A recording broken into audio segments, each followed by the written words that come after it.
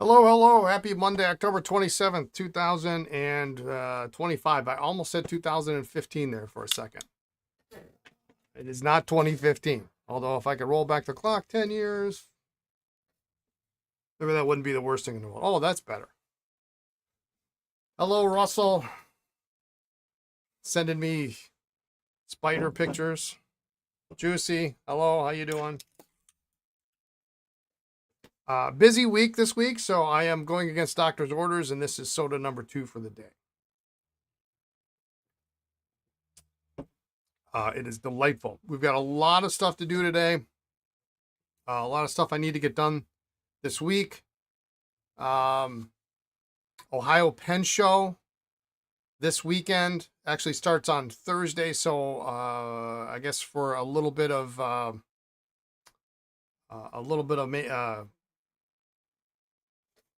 what do you call it, maintenance.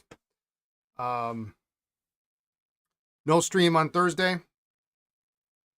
Friday, we will still do a podcast. I will not be on it. It will be Lisa and my daughter Lindsay. We'll have, I'm sure we'll entertain you to no end. I will be watching in Ohio. I will take time to have a lunch break or something at 2:30. How was the Pelican Hub? We'll get into that in a little bit. Thanks for reminding me, actually. So yeah, so no repair stream Thursday. Podcast as per normal, 1:30 p.m. Central on Friday. So Lisa and Lindsay, and whatever they do, I have no control over. So we got that. What else? We got, do they do jokes? I don't know. Maybe I can get my daughter to tell a joke. That might actually be very funny. She is here today, so she may actually appear before she leaves. Hello, DRZ. I hope you've had a productive day. Mine has been completely nuts. We had a visitor here at the shop on Sunday, and so Ellen, if you're in the chat there, thanks for tuning in. I hope you got home safely and uneventful. A lot still to do. Okay. Yeah. I do want to thank you, Hans. Those Mont Blanc displays are have found a new home.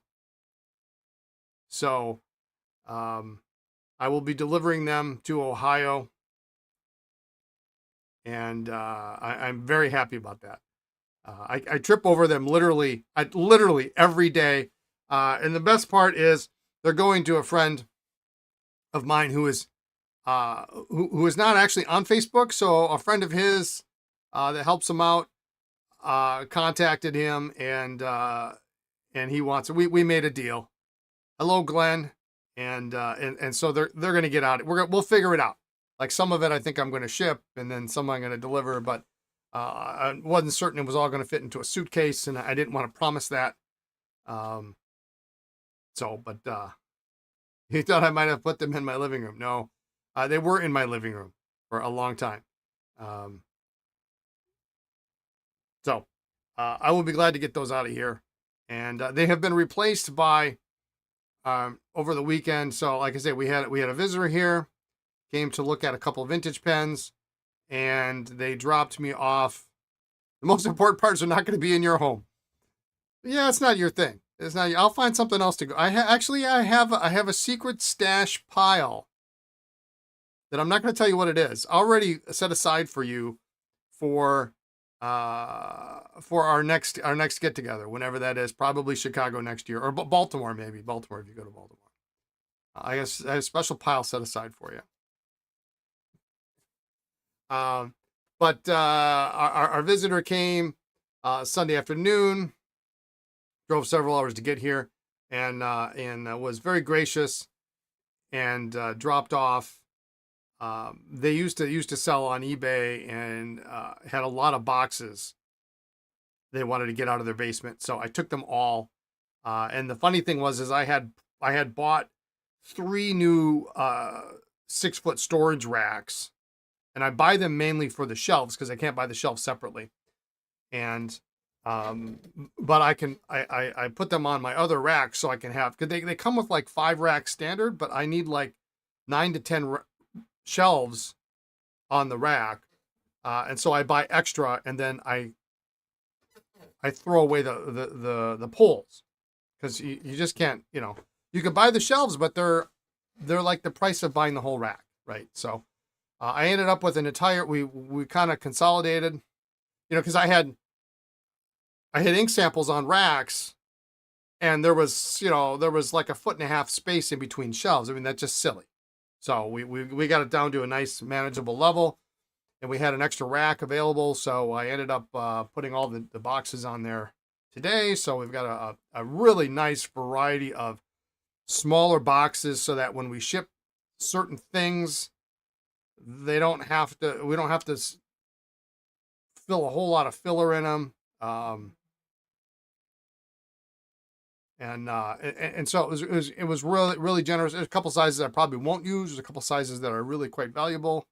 But anyway, it's so that was good. You're trying to entice your brother to join. Oh, that would be fun. We're Lisa and I are continually talking about it. We talked about it again actually today. So it's good timing as far as spacing out the shows for me. I would say, though, if I go to Baltimore, I've got to go. Oh, no, I'm thinking of Philly. Yeah, I forget. I was going to say, if it's Philly, I've got to go to that one restaurant that's about 2 or 3 blocks down the street, that I used to go to. Really great place. Had matzo ball soup and all sorts of really, really cool food options. But that's Philly, I think. I don't think that's Baltimore. It begins with an M, and I can never remember it. Not Maury's or Manny's or Mary's or something.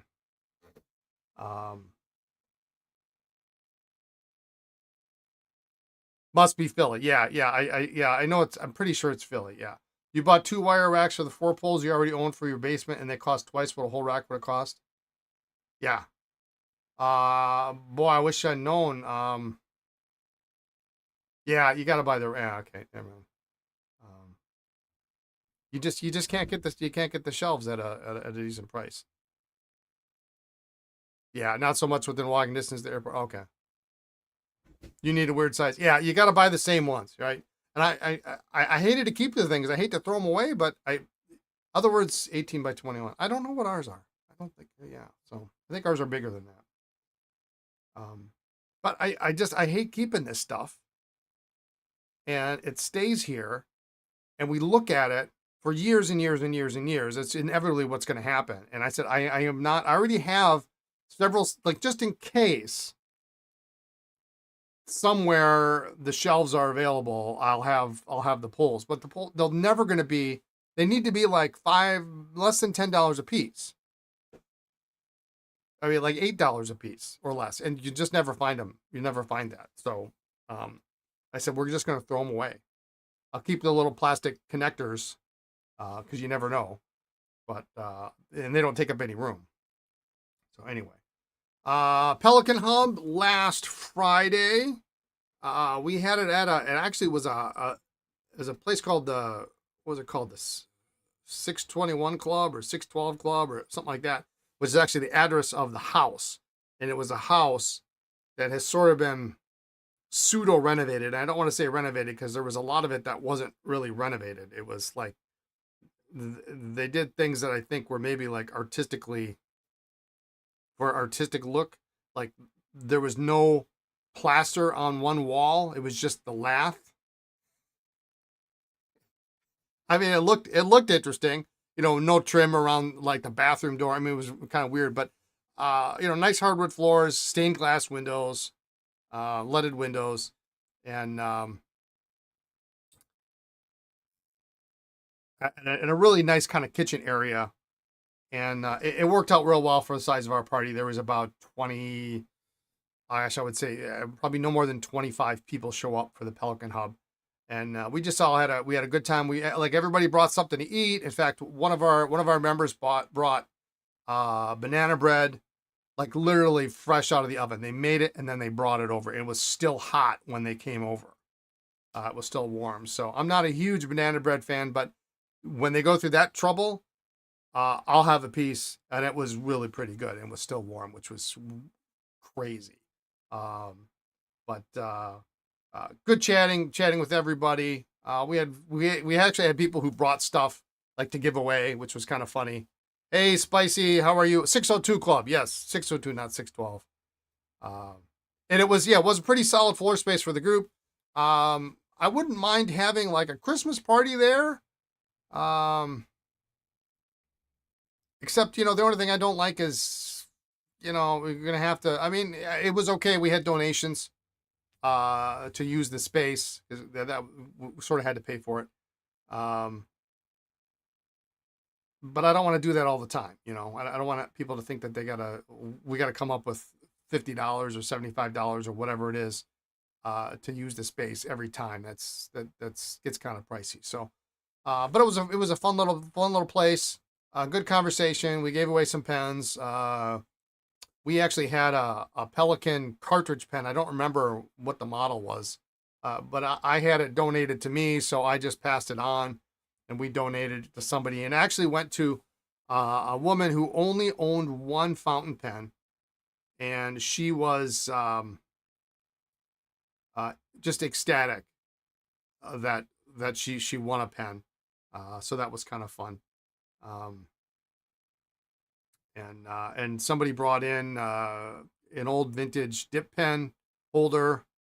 Yeah, it was absolutely the right person. The sad thing was I didn't think about it, and I didn't check before I put the pen in the giveaway pile. I didn't check, and I forgot to put cartridges in. And of course, she only has one pen, and she doesn't have a pen that has international cartridges, so she can't use the pen. So thankfully, she is local. And I think she's mostly retired, so she's just going to stop by the shop, and then I can introduce her to all sorts of other things, which would probably be both good and bad for her. But I'll give her a couple cartridges when she comes over. So you won 2 bottles of Shimmer ink at the Pelican Hub. Okay. Are you going to use it? What are you going to put that in?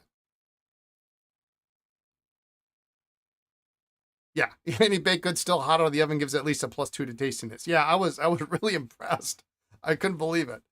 And it's good to see some of these folks that showed up that we used to see on a somewhat regular basis, and we don't see them anymore because we don't have the store. So it was really good. Dustin, it was really great to see you and chat. And what did I end up coming away with at the end of the night? She could have put it in a Schaefer Storkel and a Parker vacumatic. Yeah, maybe a 51. A 51 would be maybe a 51 vac would be a better choice, I think. Yeah, for the Shimmer ink, right. Yeah, somebody came, and I almost walked away with a mother of pearl dip pen. It needed a nib, and it had a very, very tiny holder. Very tiny holder, and you're not going to find the nib for it. Unfortunately, it's going to take a long time to find the nib, and it's going to be very expensive when you find it. So, one of our other club members took on the challenge. She's going to take on the challenge and see if she can find one or what she's going to do with it, but which is cool. You wanted to get an ink or a pen recently, you just can't. Need an Apple Pencil for your iPad. Use it for class. Well, okay. That's all right. You'll get there. The world's not coming to an end tomorrow. Let's see. What do you got? Russell, you tried to bid on a Parker Deluxe Challenger on eBay last night. They started with a minimum bid, but it had a secret minimum bid and then a high buyout right price. Ended up with no one winning it. Interesting. You bought 2 fall season Shimmer inks. Okay. Noodlers make a special ink that will write on glass. You can get that so you could write on your iPad. Now, Hans, come on. Let's see what else, and then we're gonna get into some repairs, some cleaning, more likely. I actually did get a couple of customer repairs today, client repairs in today, so we're gonna take a look at start disassembling those and get those moving. Saturday, I think it was Saturday or Sunday, as we were heading out, getting ready to go back home. I think it was Saturday. I noticed that the estate sale that is literally behind us is still going on. And so it must be the family that's doing it. Because normally most estate sale companies, they do like 3 days, and then the last day, the last 2 hours, like everything's free or whatever. Um, and, um, and so they had signs, and they were like, plastic bags, anything you can fit into a plastic bag is $10. Anything you can fit in a brown paper bag is $20. Anything over $20 is half off. I said, well, you know what? Let's go, because when I went there last, it was so overcrowded. If you have any bit of anxiety over those types of things, you can't possibly look through everything. So we went and looked, and as luck would have it, I found 2 pens. And actually, I didn't realize I found 2 pens. I thought I only found one. And when I was going through them this morning, I found a second one. So I bought a little container of pretty much ballpoints and rollers. I thought, well, what the heck? Because there was one pen in it and I wanted. They took a 33-gallon bag. Yeah. I found a Waterman 2-pen pen case, which was kind of cool. And I ended up coming home with Lisa's approval and suggestion, a very nice Seiko quartz mantle clock that does a couple different chime patterns for the princely sum of $5. And then everything else I got we got a huge stack of note cards. And what else did we get? I had something else. I can't remember. But like I paid $7 and I walked out of there a happy man. Yeah, it's a quite nice clock. We finally got it tuned in. It's hilarious because it rings every 15 minutes.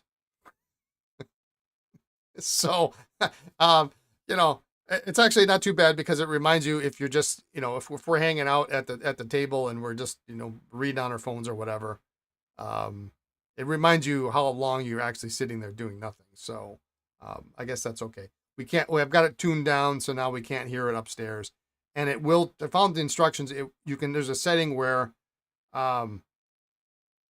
it won't go off between 11 p.m. and, for whatever reason, I don't know why they selected this time, 5:45 a.m. So at 6 a.m. it will ring. It will strike. I don't know why 6, like 7 might have been a more humane choice, but anyway. You bought an Art Deco mirror? Yeah, you were going to send me pictures of it. You have to reorganize your art. Yeah, it was kind of cool. I've always wanted a mantle clock, and it's a nice looking clock. It's a quartz. It's operated by a D-cell battery, but excuse me, for the price, it was pretty decent. Let's take a look at my messy bench here. So this was the pen but it is a Seiko. It's a Seiko, yeah. This is the pen I really had to have. I paid the princely sum of $1, and I don't know if you can see it here. It's a cross. And it just says, "I love my cat." And it's kind of cute. So, I thought, why not? I do love my cat, so that worked out. And then this morning, I was going through the box, because what I was doing, I was taking all the pens, and I basically take them apart, and I keep the spring and I keep the refill, because you never know when I'm going to need the refill, because sometimes people come in and they need those cheap refills, and you can't buy them. And I just give away the refills. Yeah, cross solos are good and even better for $1. Yeah, I know. And I was gonna at first I was like, well, I can sell that. And I'm like, no, it's kind of cute. And I like cross ballpoints for, writing on my invoices, in the morning. So, and it's nice because when you turn it, it actually, if you line it up right, it lines up with the little paw on the cap. So, anyway. And then I found this morning. I thought, well, this is fun. Look at this. A Parker Vector. It's a roller ball, but what a cool pattern on it. Just got to clean up the nose cone a little bit there.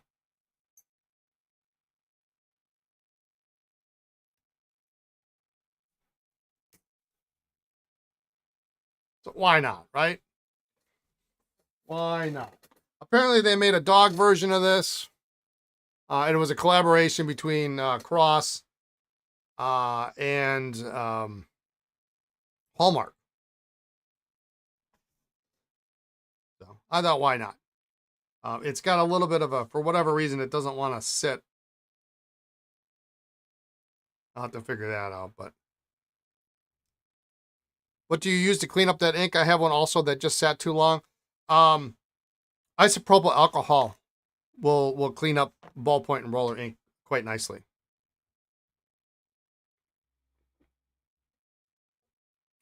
You like the pattern on the pilot? It reminds you of what TV show? I don't know.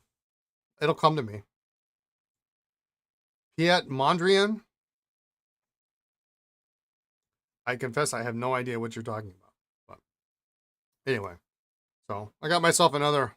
The refill's kind of yicky, but it does explain why there were cross refills in the refill box that I bought from them last week or 2 weeks ago or whenever it was. Yet I could not find any cross ballpoint pens. So apparently this was what they bought them for. The artist for the Vector. Oh, okay. Okay. Oh, Partridge Family. Yes. Yes. Yeah. Very good. I knew it would come. I knew it would click when you said it. All right. So we got a lot of things to do. I'm just going to I'm going to set these aside. We're going to continue to clean. Come on, get happy. Yeah. We're going to finish cleaning these at another time because I have other things that I have to get done. I'm going to continue to clean this though because I think this is going to be this is going to take that. Excuse me.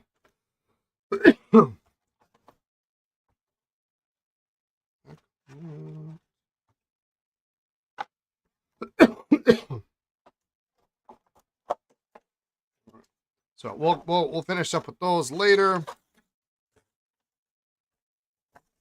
I did get in that little excuse me, alligator clip or alligator forceps Hans that you recommended, so I bought those and those came in today. So if I need them, I've got them. But yeah, definitely I do like the coated opening here. Much better. It's smaller, but I probably don't need the big one. So we'll have to try that at some point. Yeah, the orange M320 is so nice. I'm just gonna I'm gonna see if I got the nib unit out on Saturday. And I think Lisa's gonna keep this one.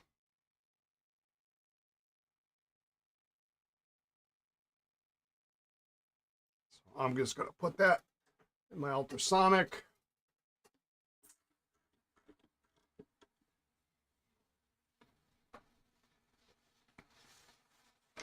I think most of the rest of this is pretty well cleaned up. You got a year or two of heavy use out of the forceps. They do wear out. You love them for moving, but yeah.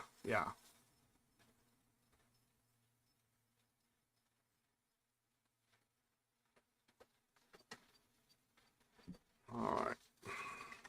I'm just gonna kind of set that at the top. Let's see. First order of business.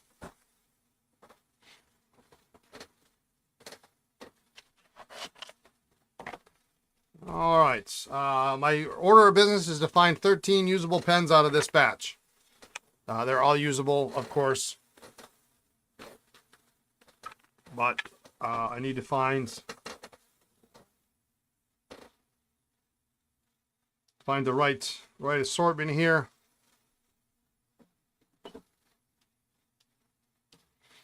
Yeah, they're not half bad. We're just gonna double check them for you. I know you're gonna check them, but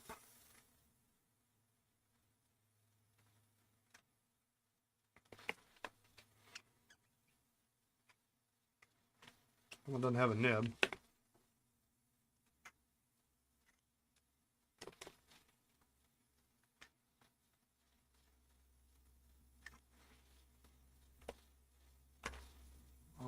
So I need, let's see, what do I need here? 5 medium, 5 fine, 2 extra fine, and what nib? You like the black one. Hans, what nib on the 13th?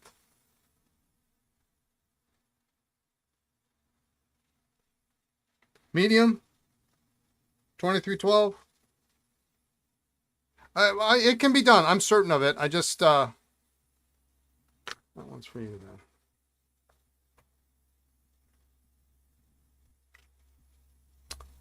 What I should do, medium is good. Okay, great.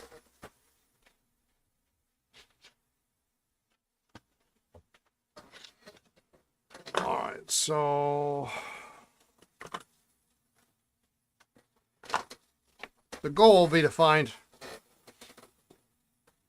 912s. No, these are yeah, wouldn't that be something if these were all Pilot Custom 912s? No, these are Esterbrook SJs.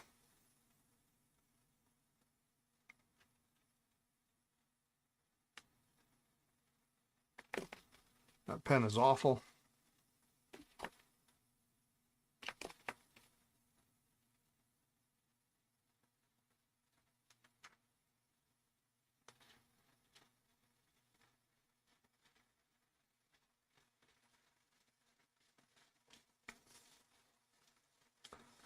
All right, so you're going to end up restoring one and giving it to a young person. Okay. Well, I've got an LJ for you, unless you want an SJ. There's those two fine.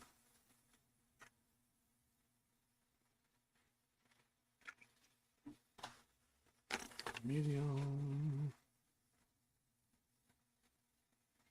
Oh, that's a terrible nib.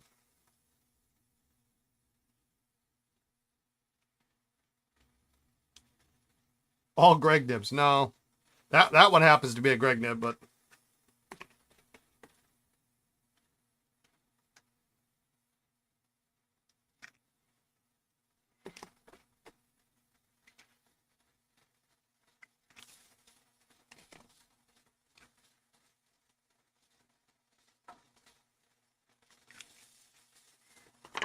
fine.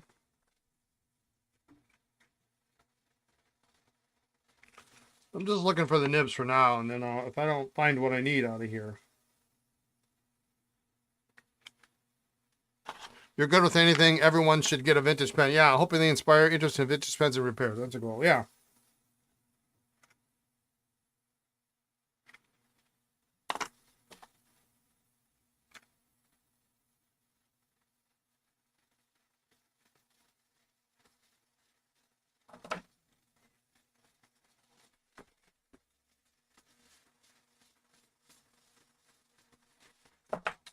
That's an extra fine, but it doesn't look very good, so.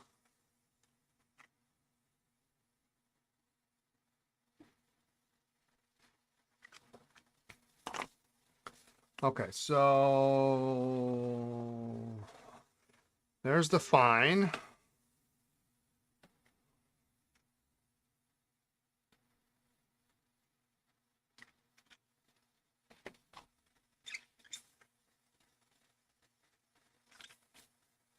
Okay, let's see. Don't go anywhere.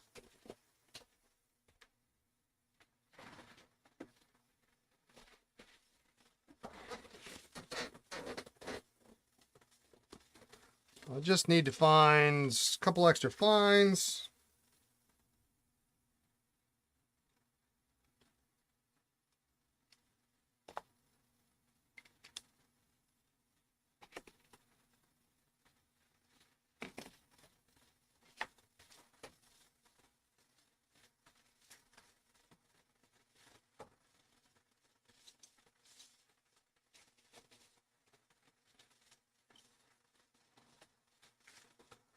Another medium.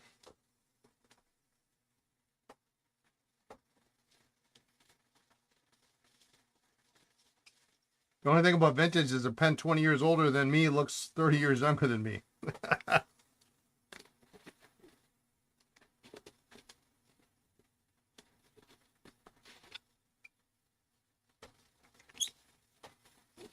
So I need 2 extra fines and 1 medium yet. You're on here? Yeah. Yeah. The first half of the case, I'll do the second half next week. Okay. Sounds good.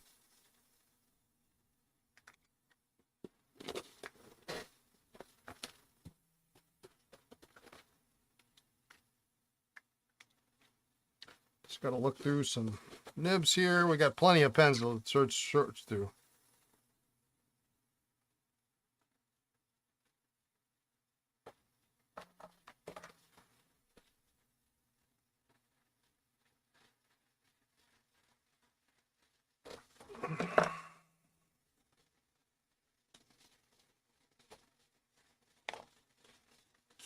No, I'll have something. I just need to.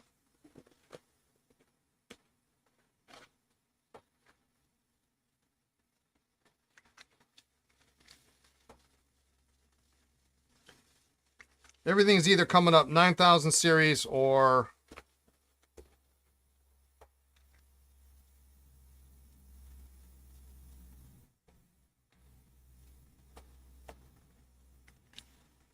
fine.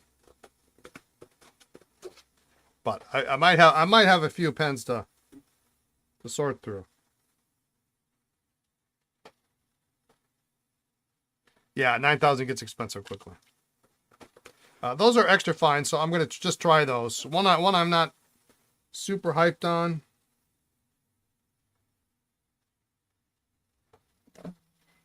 One looks real good.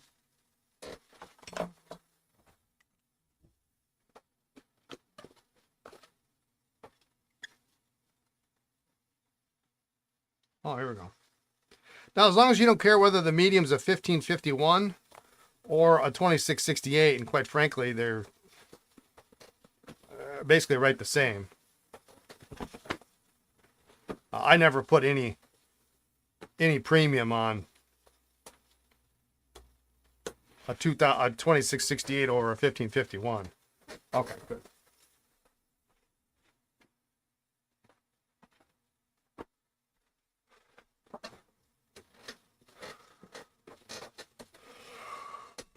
It's like when you're filling out a form online, instead of just typing in your age, they have you scroll down to get your age. It takes longer each year. Yeah, I know, right?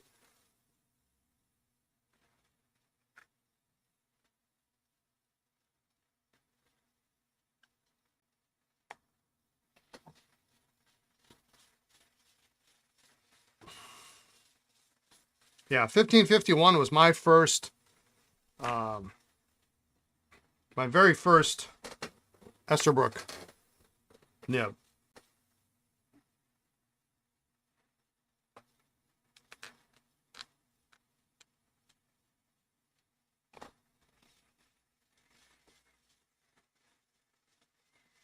So I'll double check. 5 fine, 5 medium, 2 extra fine.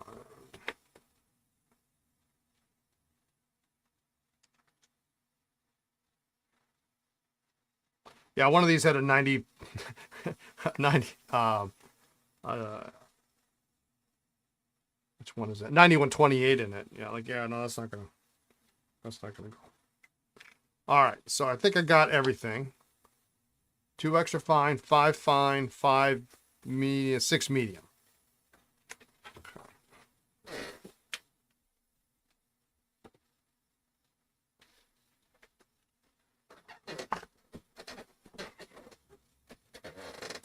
9668 was your first? Nice.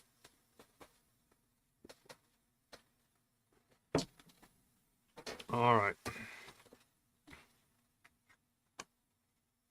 All right, so now that I did that,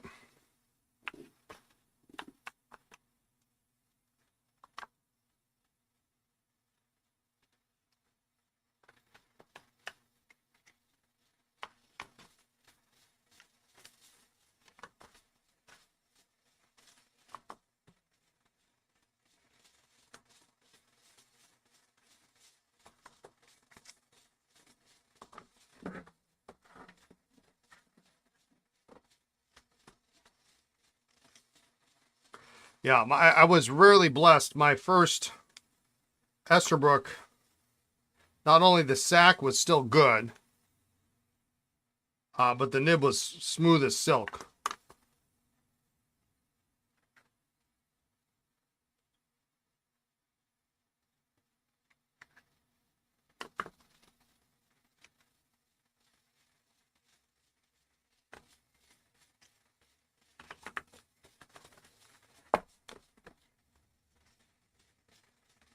So I was a happy camper.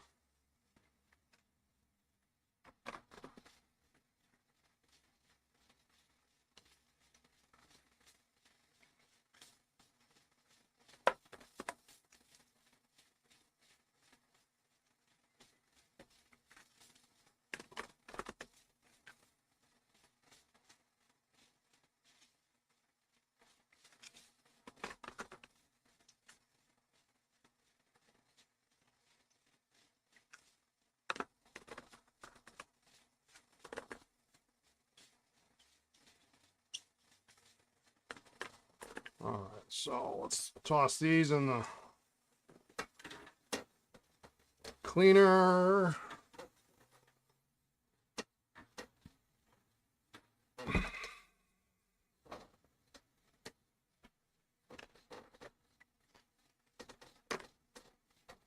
First things first, I want to label these. My trusty little kitty pen. I was kind of upset yesterday because we have ever since COVID, we have a standing Zoom meeting with some friends. And I wasn't able to make it, but one of my friends is a huge cat fan, and they do cat rescue, and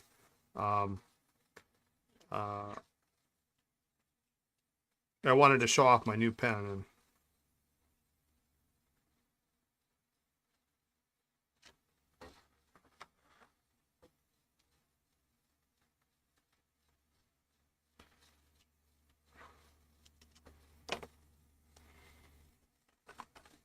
all right.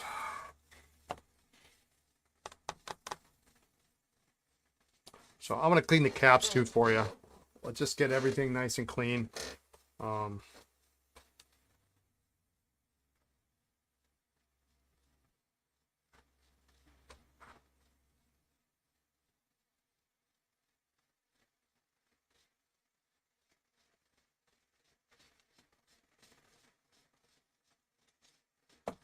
Wait till you see my bill.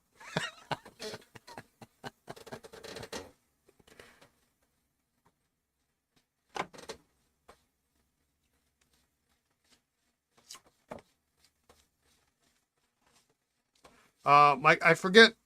I have to look back. I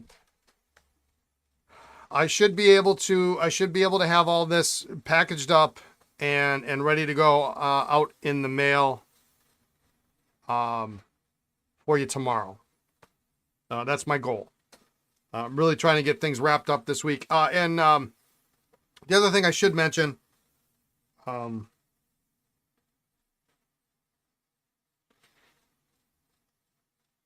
is there may be some minor delays with shipping this week.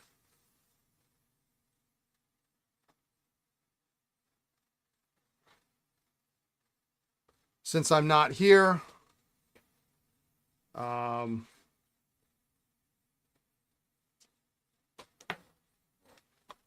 Everything should go out fine on Wednesday.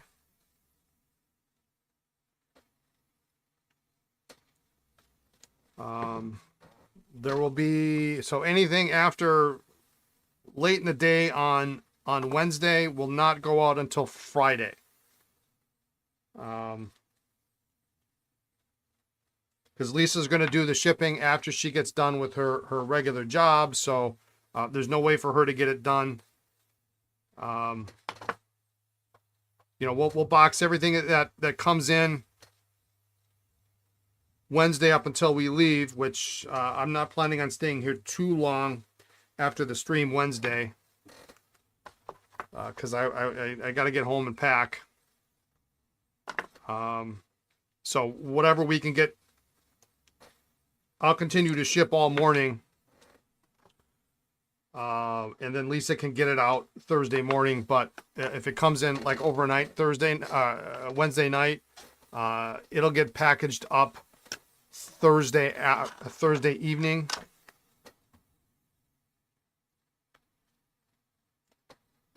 Which means it'll go out Friday morning.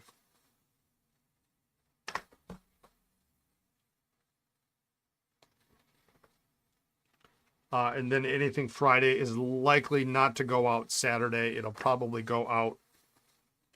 It'll end up coming out on Monday. So Monday will be, if that makes any sense to anybody. I appreciate your patience.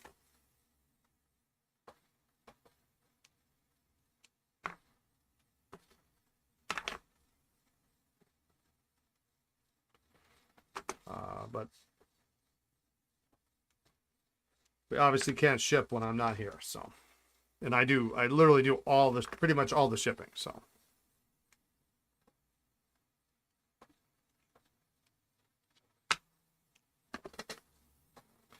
All right, so I know some of you probably wondering, why the heck am I doing this? Because not all caps, even though these all should be the same,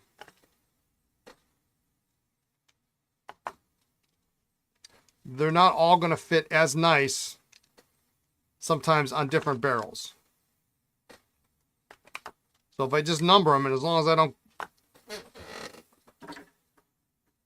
get these mixed up. Oops. Grabbed the wrong part. As long as I don't get the barrels mixed up, I can put them back in the correct order.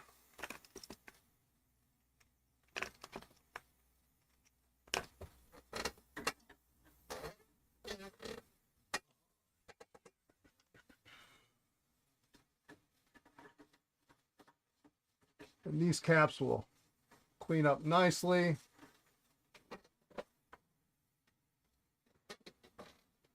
Actually, there's not too much ink coming out, so.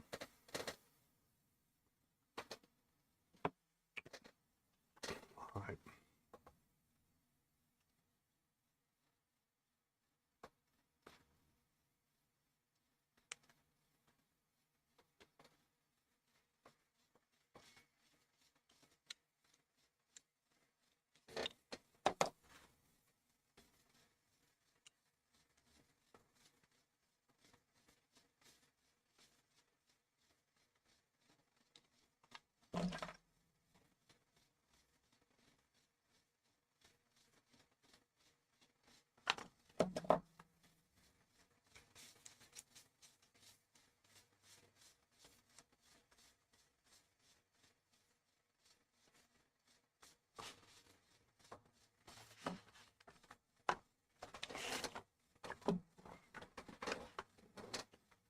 You had thought about bringing the ultrasonic cleaner to the seminar and then reason it reasserted itself. That would be a huge mess. Yeah.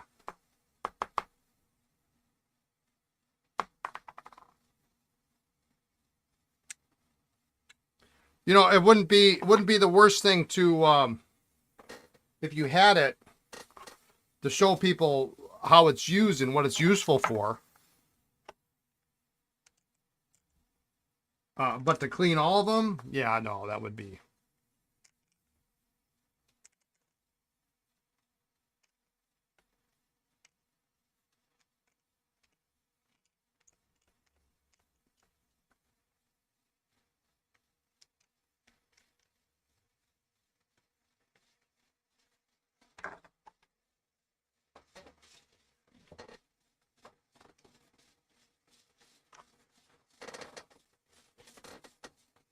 Yeah, bring it in for a demo.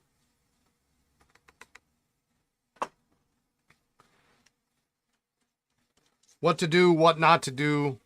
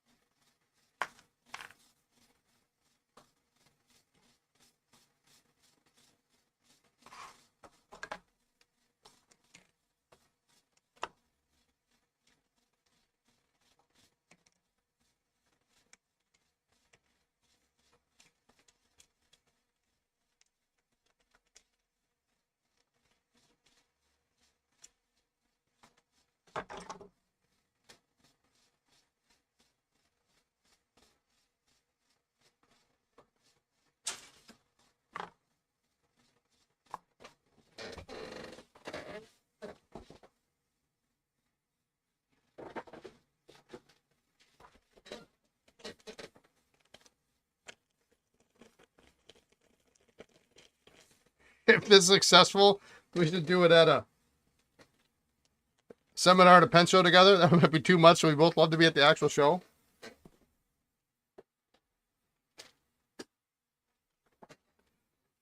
What we would have to do, is it would have to be like the very last seminar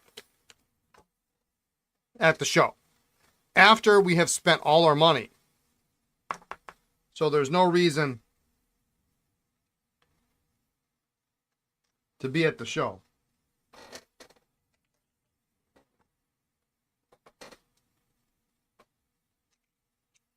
That would probably work.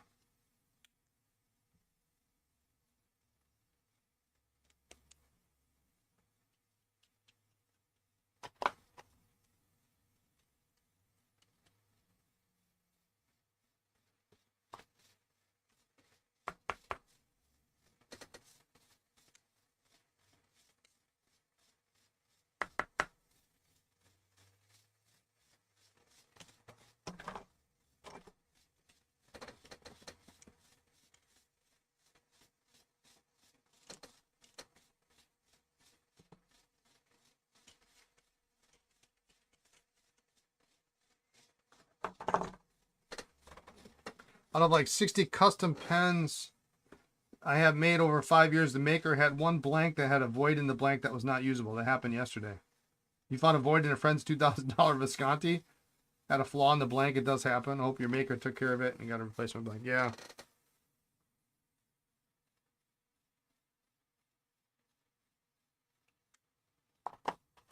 So I had on one of the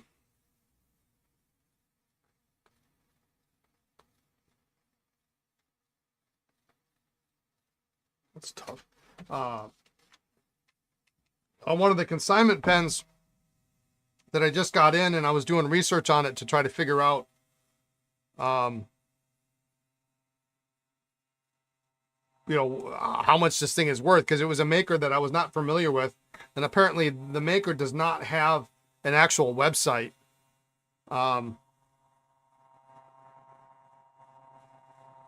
They sell pens on Instagram, and I was able to actually find this the pen that I had in my hand. I was actually able to find on one of their Instagram posts, and so I contacted them, and I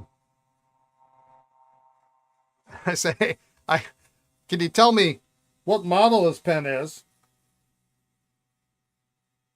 and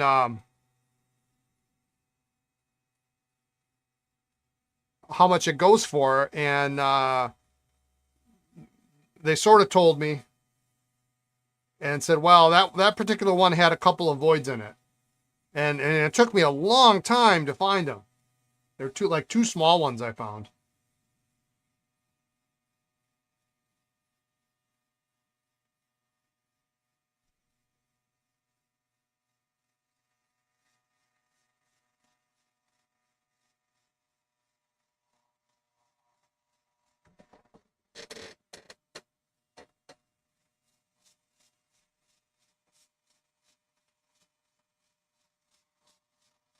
Primarily go to shows to see and meet with friends. Yeah.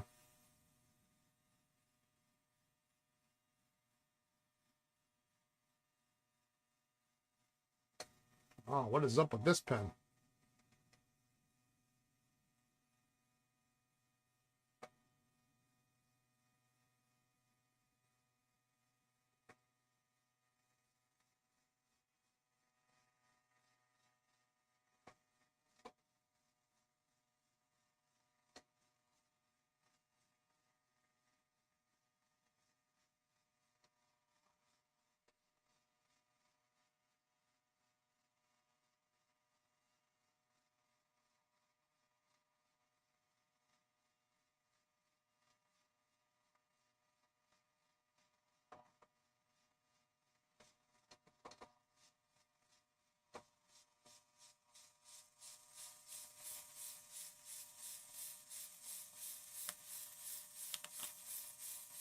Mm.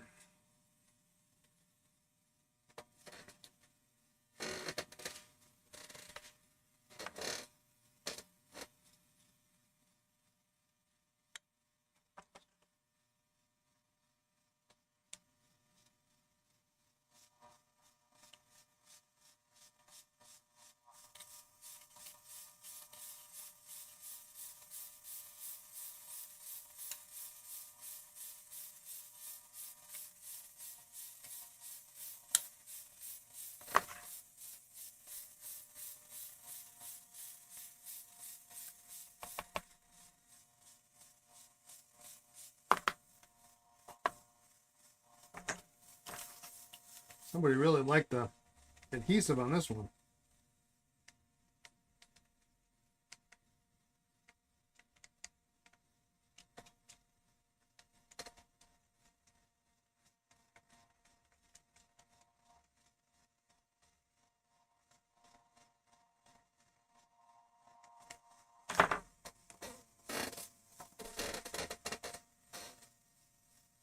Oh, okay. You want me to leave sack remnants on the sections or in the barrels? Oh, okay. Oh, sorry. Okay, a couple of them are... Do you want me to mark the ones that I completely cleaned out? These 5? Or do you want me to get different ones?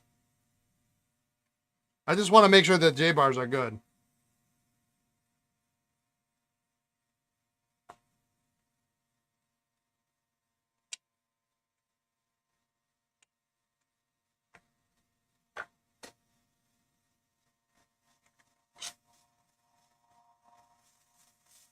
What on earth is this?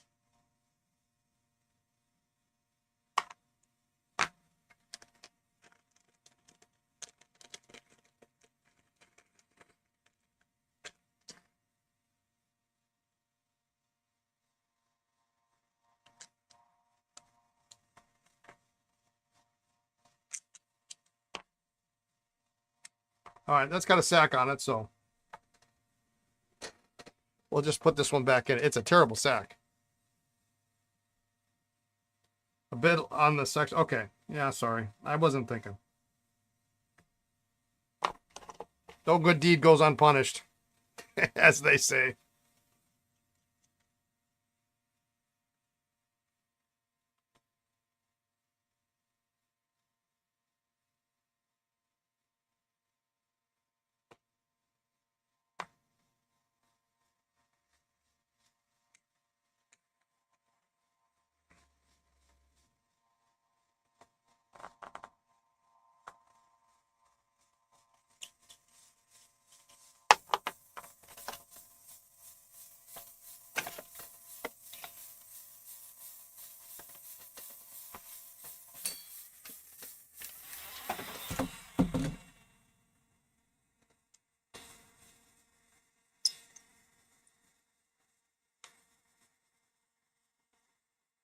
Well, you know, and some of these have actual pliable sacks, but that's maybe a good teaching moment too.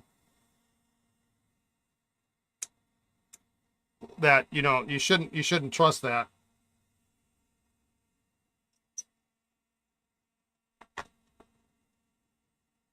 So it's going to be a lottery. 5 people are going to have pretty clean barrels. They'll still have to clean them up a little bit.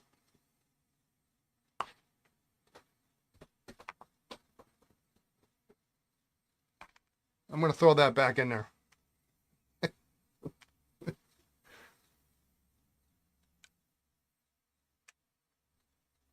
Are you going to have picks?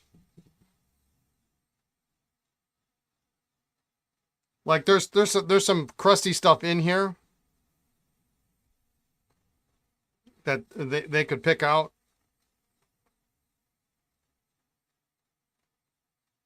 Or do you want me to clean that out?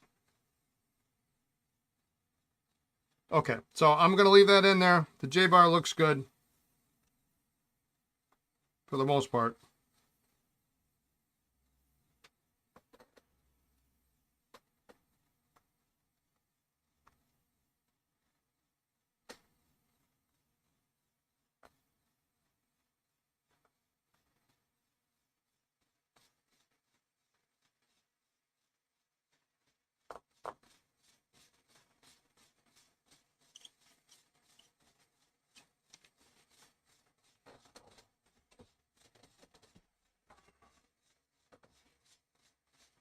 You're going to have a heat gun there too, just in case these are hard to get open.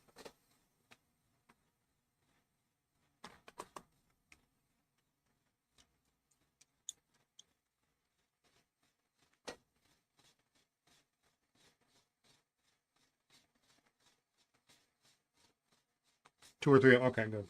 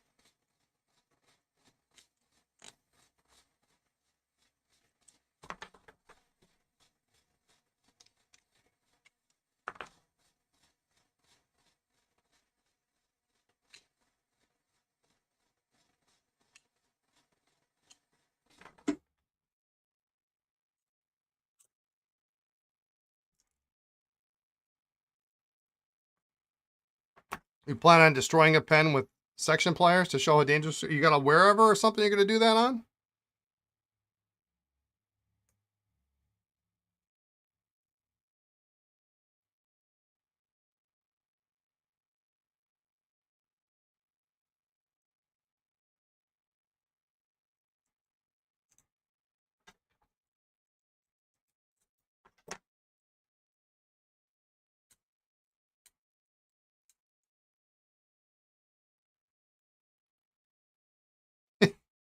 You have a junk third tier pen that makes a wherever seem high end.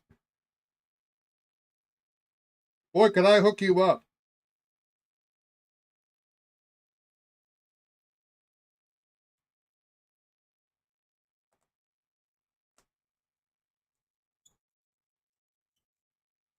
That banana pen I got a couple weeks ago.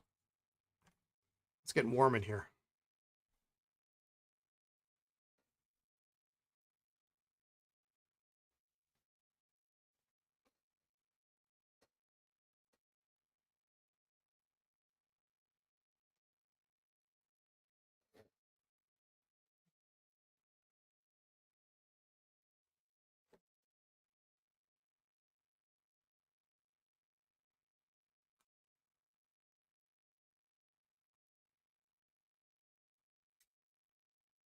This one's got nothing in it.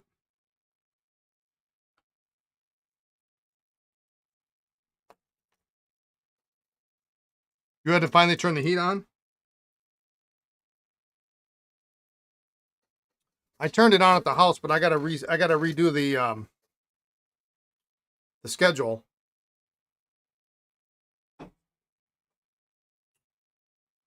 Because it's different.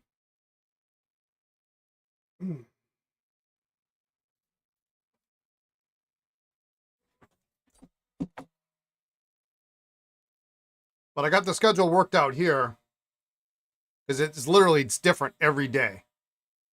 It could not be done on a what they call a 5+1+1, or I had to do a 7-day schedule. So that works out nice. So when I get in here, it's nice and toasty warm.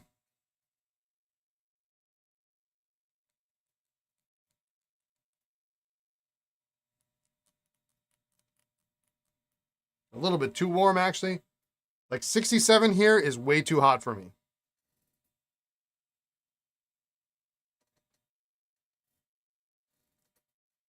Does the schedule support daylight savings conversions automatically?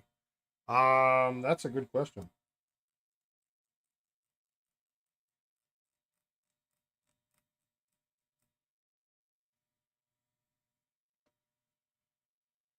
I think the one I have at home does.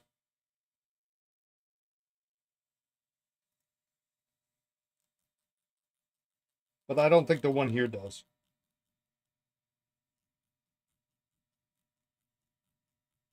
Yeah, that's this weekend, isn't it? Well, we're going to find out, aren't we?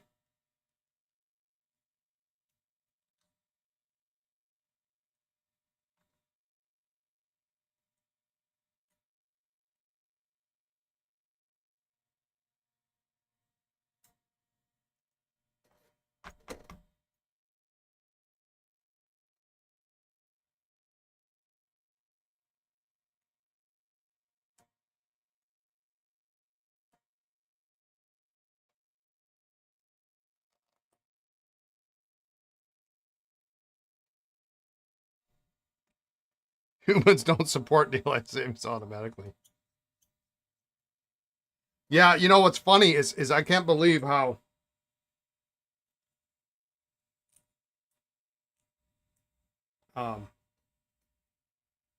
some things still aren't automatically supported by daylight savings time.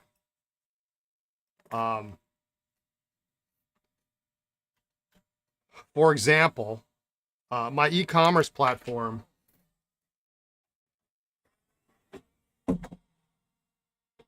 believe it or not, does not automatically support daylight savings time. There's no checkbox for it.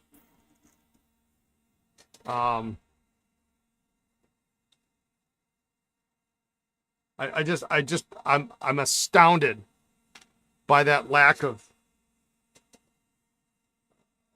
programming.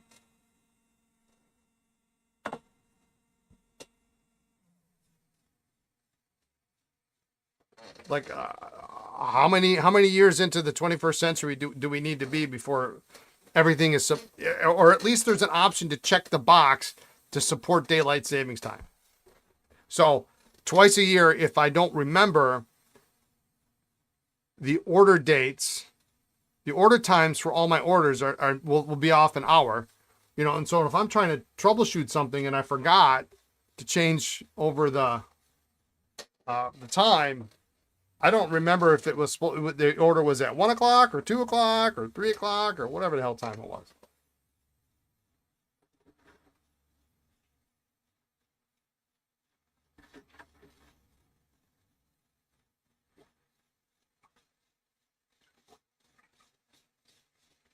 All right, let's clean these out, spin them out.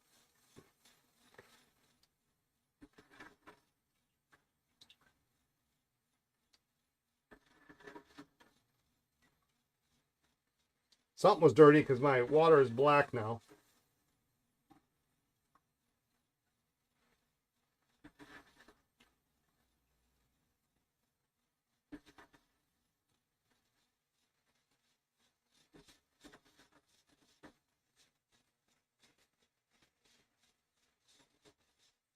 Somebody, your neighbor had a fire in their fireplace over the weekend. You don't consider 65 to be a fireplace weather, but they certainly did. That's nuts.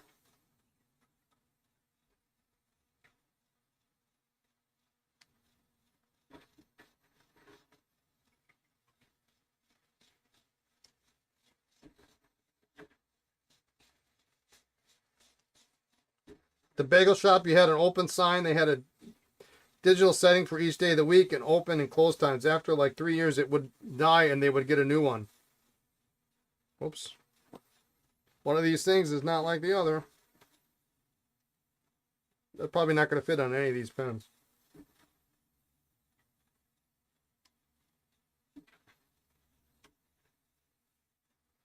Oh, you're the only one that's able to figure out how to program it. Oh, okay. Yeah, yeah.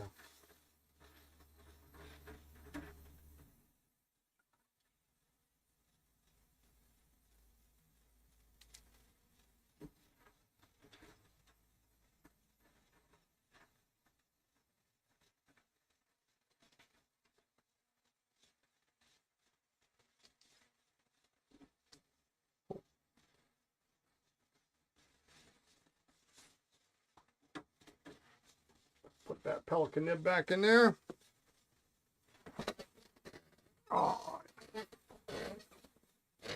It made a nice touch of color. Screwed on hard enough and it'll fit. That's why you have an AA Waterman with a snorkel cap on it. Jeez.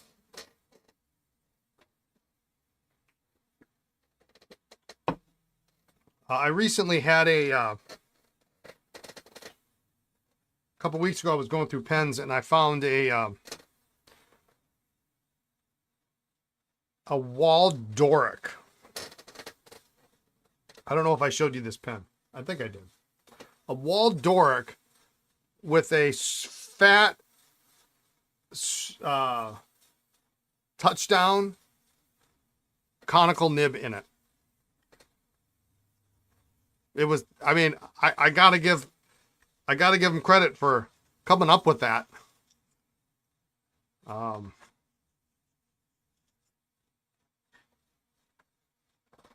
But yeah, fat touchdown nib.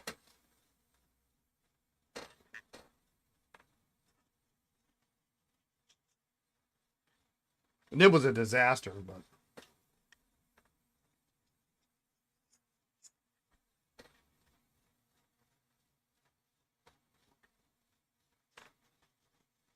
I mean, can you imagine? You go into the repair shop back in the day. You've got your wall, Eversharp Doric, saying, you know what, my nib broke. I want a different nib. And they're going, yeah, don't worry, buddy. We'll take care of that.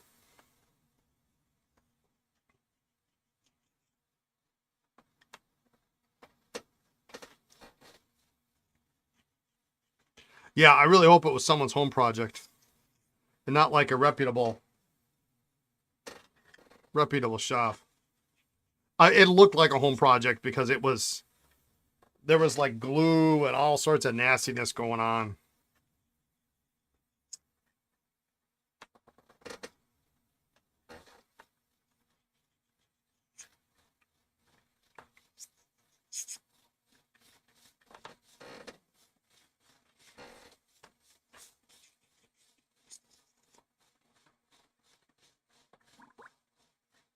All right, that inner cap came out.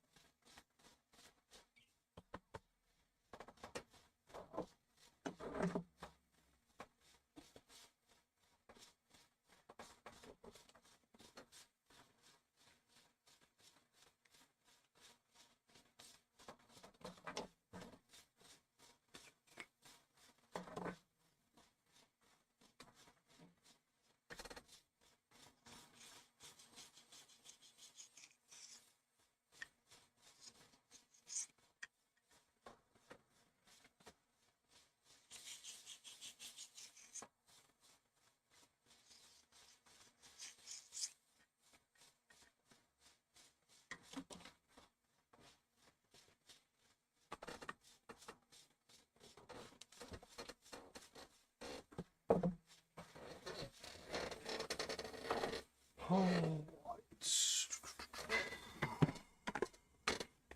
yeah, I've seen some weird things, but that was pretty strange.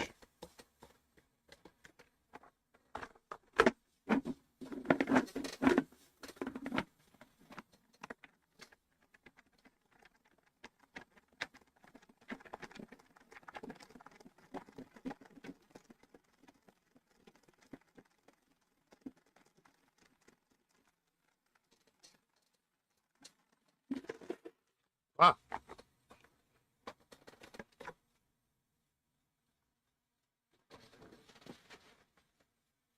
one pen you like to try is a Shown design.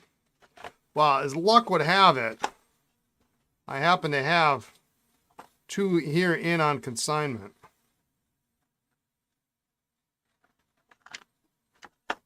Extra fun.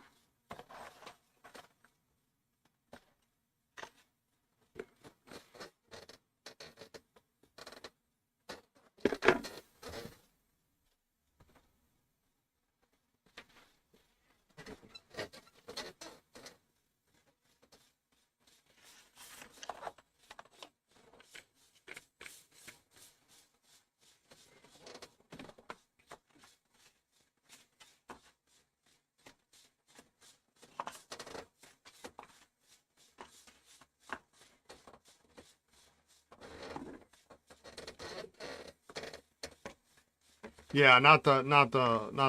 How do you pronounce that? Monarch.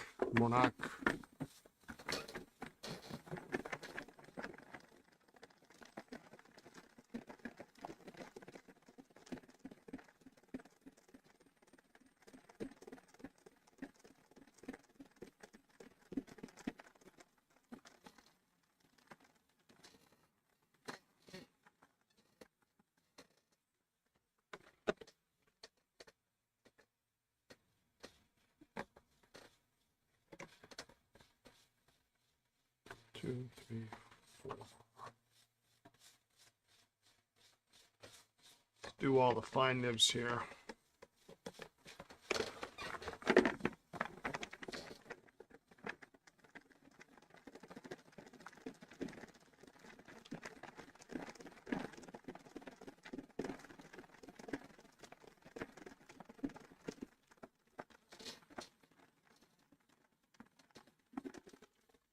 Yeah, that nib is pricey.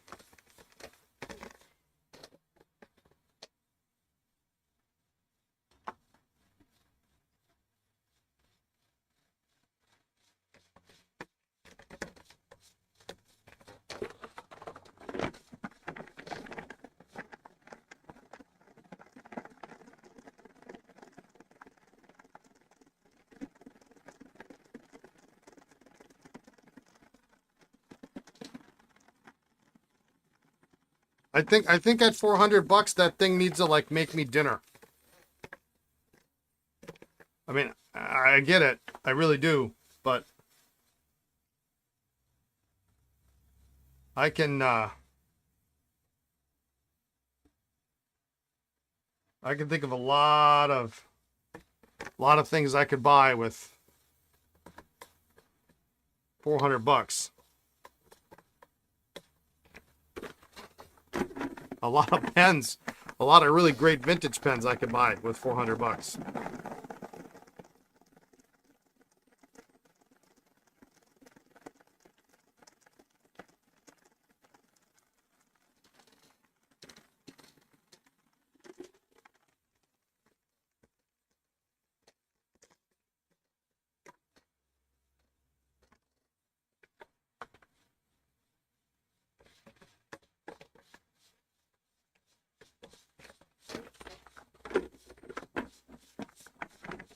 I mean, you could buy.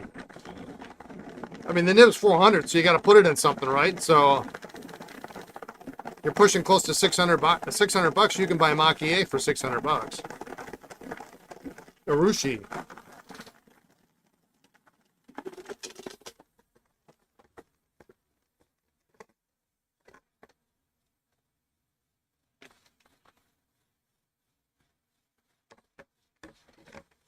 I mean, it's all personal preference, though. Or limited edition Lamy 2000. Yeah, right.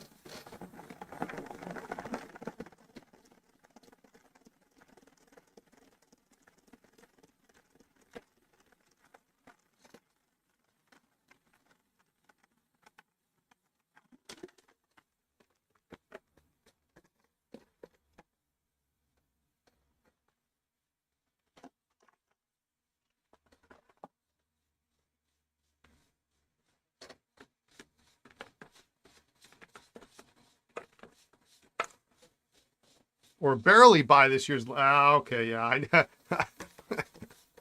That didn't take long. I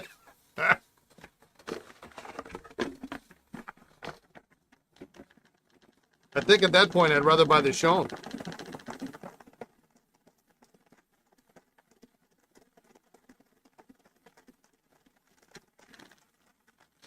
Hello, the Hook Wizard. You're about to ask what we were working on today, but you saw the threads on the nib sections. Kind of answers the question. Yeah. Yeah, I'm just cleaning these up. These are for a project for my friend Hans, who is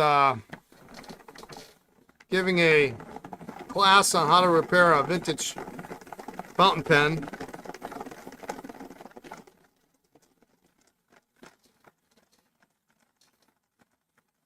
So these pens will be in that seminar.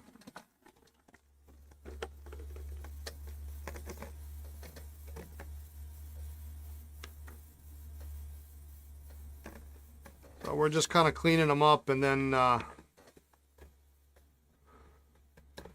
once we're done spinning these caps out, we'll just make sure that the nibs we can blow through, and then we'll test them. I'm going to test them real quick in a dip pen.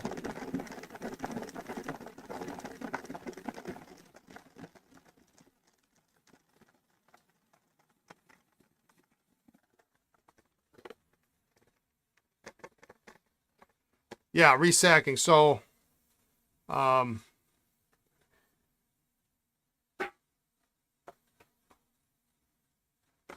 so each attendee will get a pen and a bunch of supplies to learn how to resack a pen, and then they can walk away with knowledge and some tools and some supplies so that they can fix some more pens when they get home.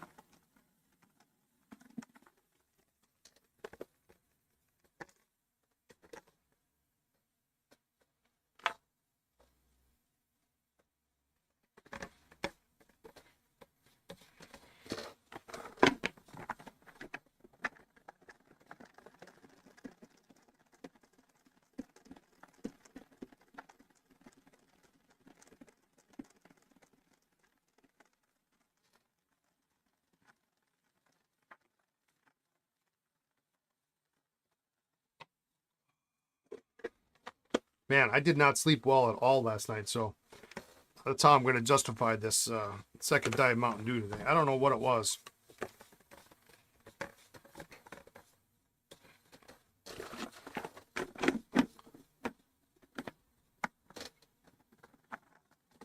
Sorry, I gotta check a message here.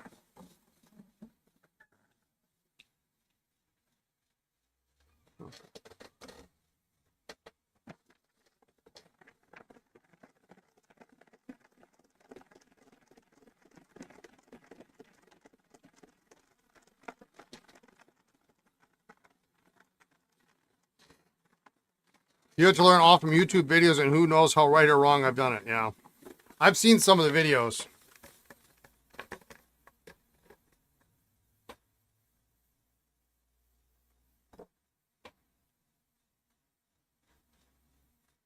Some of them are not. Some of them are not great.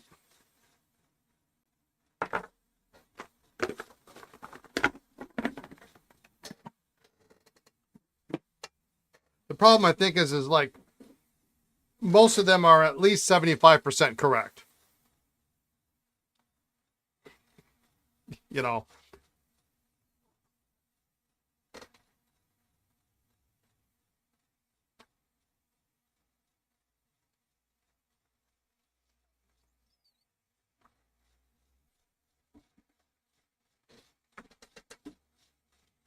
It's that other 25% that really kills you.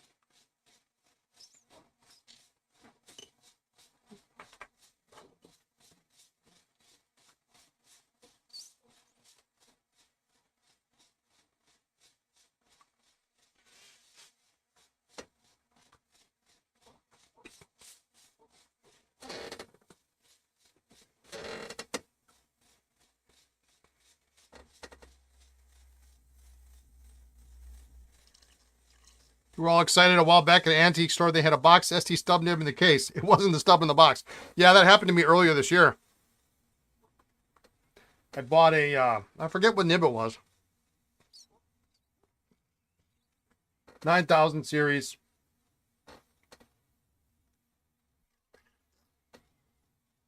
And I had them taken out of the box for me. And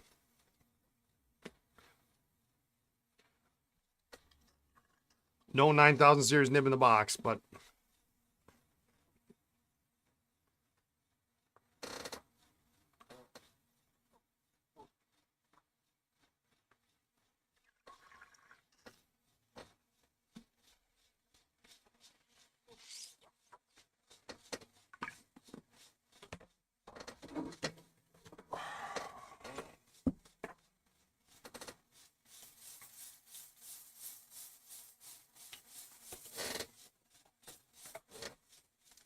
a nice box. Exactly.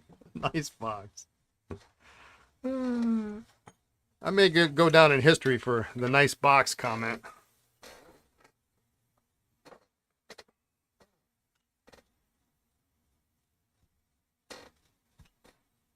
If nothing else, it's got a nice box.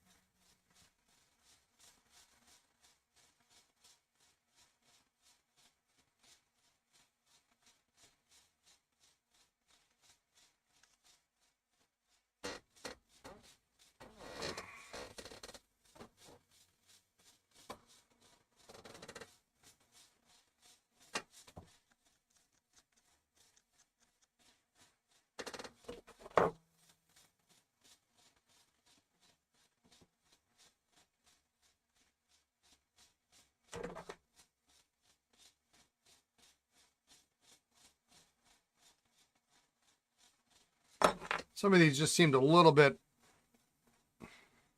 Is that the famed hammer from last? It is the famed hammer from last week.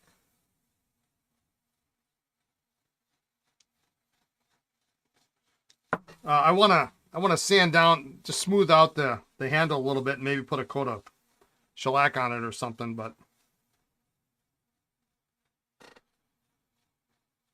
you feel really guilty every time you watch my stream. You know how dirty your pens are. If it makes you feel any better, it would either shock or not surprise people how poor I am about maintaining my pens. But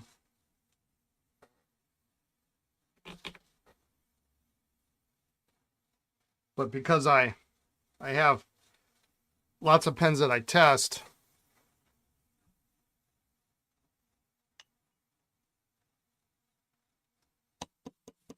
you know, testers for the shop or whatever.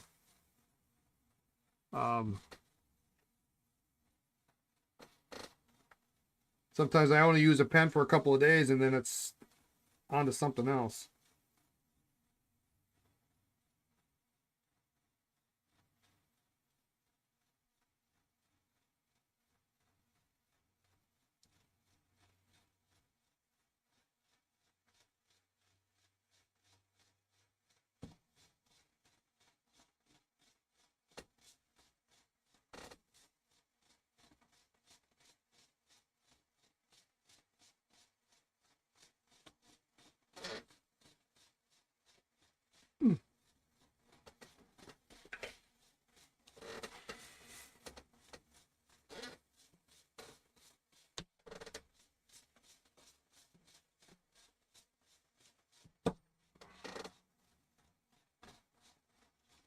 All right, I kind of want one of these nibs to have some crud in it because I couldn't blow through them very easily, and they all seem to be fine.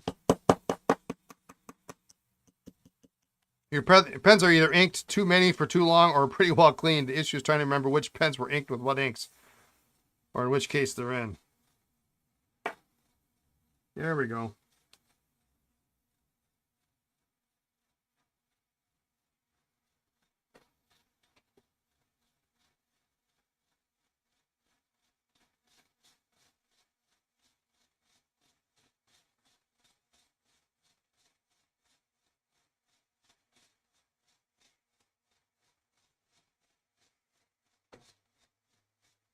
I have a friend who keeps a really concise log. He was going to send me some pens in for consignment, and he sent me a list of all his pens, and they include. And he's an IT guy.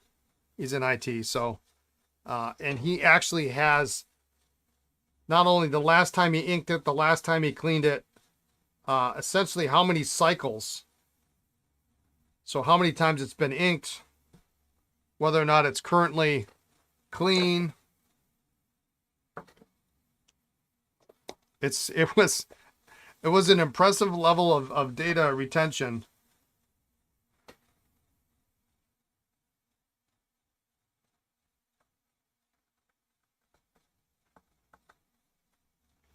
That I don't think I've ever seen anyone match.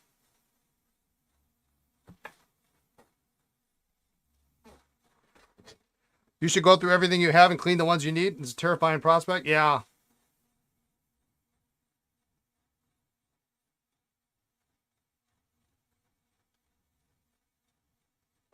I hear you. It's kind of cathartic. I'm listening to a podcast, audiobook, or this stream. Yeah, there you go. Clean your pens with me.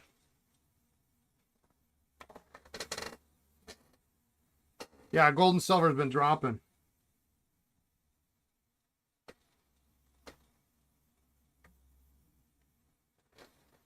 I think it's a blip. But what do I know?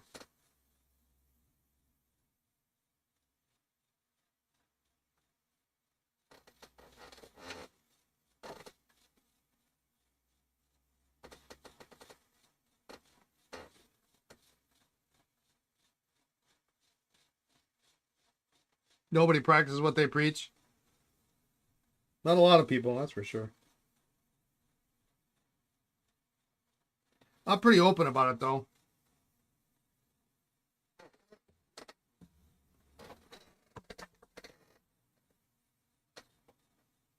But the thing is I know the inks I use are like Waterman 90% of the time.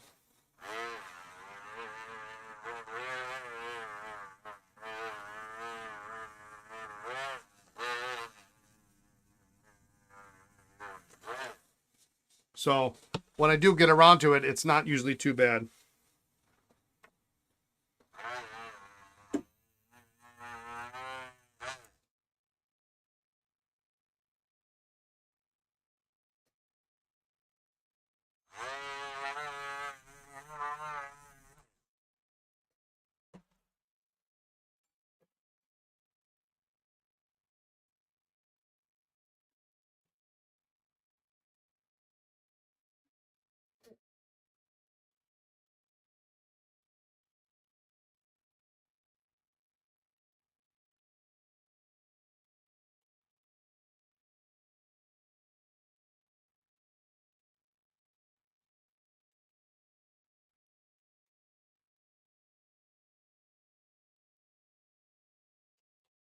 Probably better off finding another nib, but I think this one will clean up all right.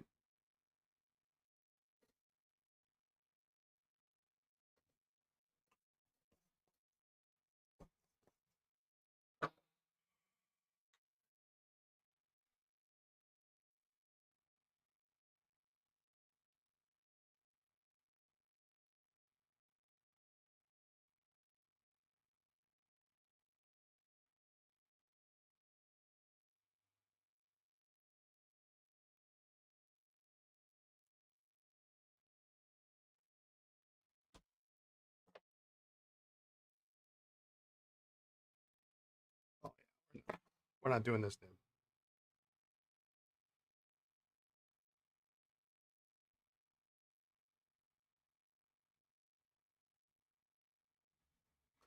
This nib sucks. All right, so I need a medium. After all that, I need a medium nib.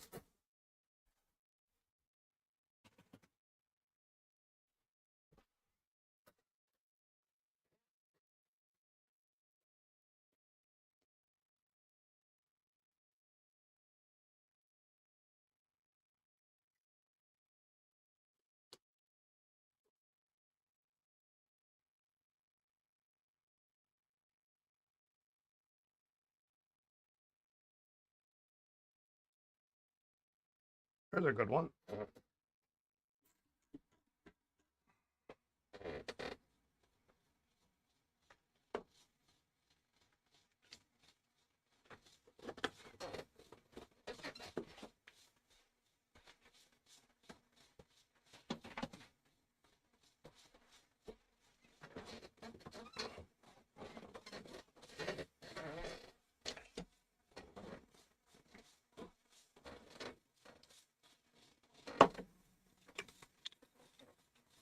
I guess I'll leave those on.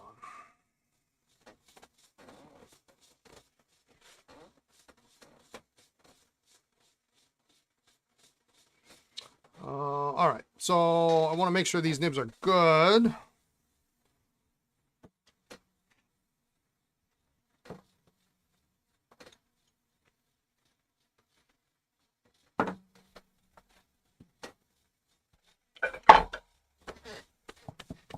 Good dip pen.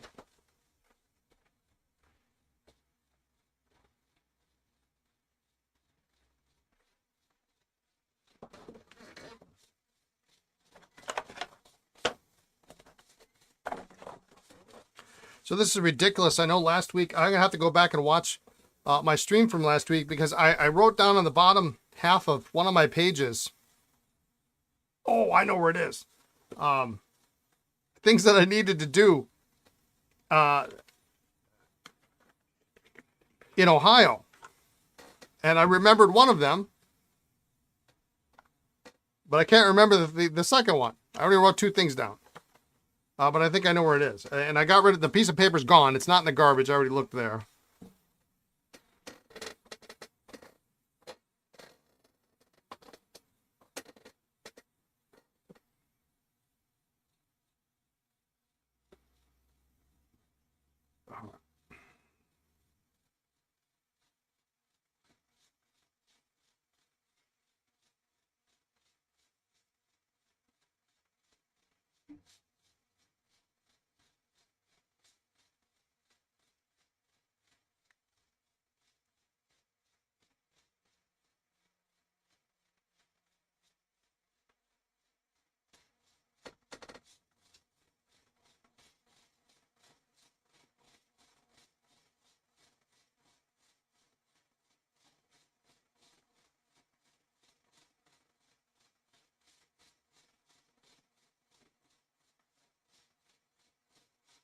So my mental list is getting longer and longer.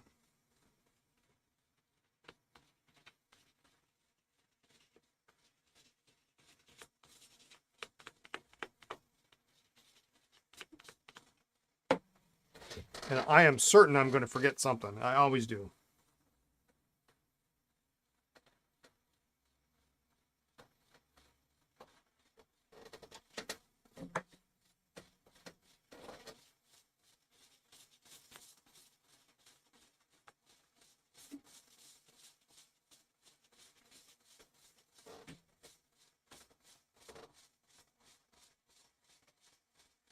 Keeping busy as usual. Yeah.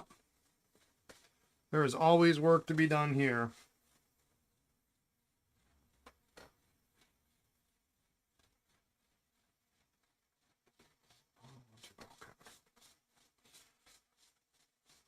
Let's start. We'll start at the top. These all blow through, so that should be good.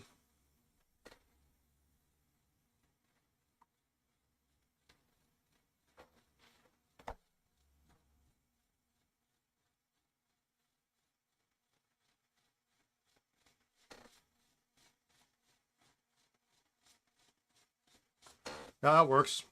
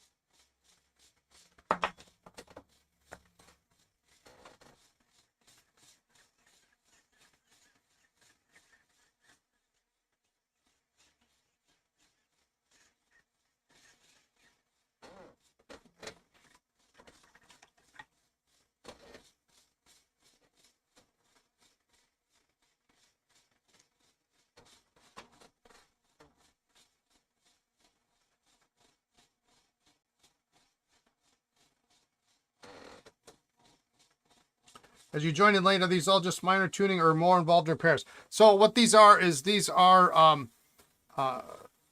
pens for my friend Hans, who is giving a seminar shortly on how to resack a lever fill pen. So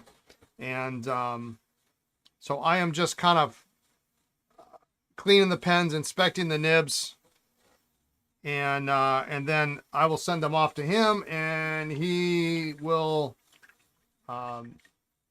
give them to his seminar attendees, who will then restore the pens, put on new sacks, and learn how to do all that stuff. I don't like this nib at all. It's probably fixable. It's probably okay. I don't like it. So we'll have to find another one.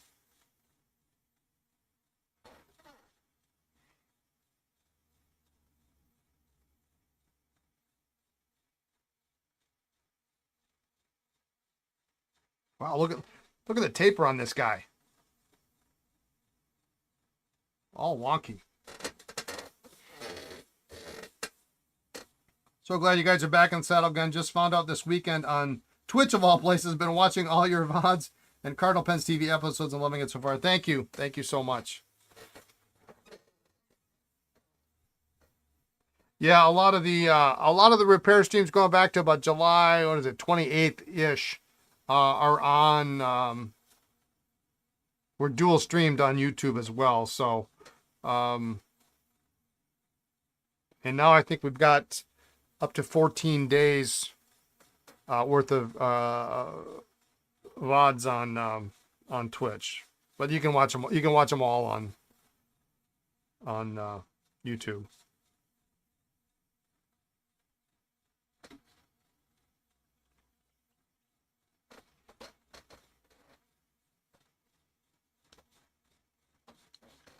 I'm glad to be back.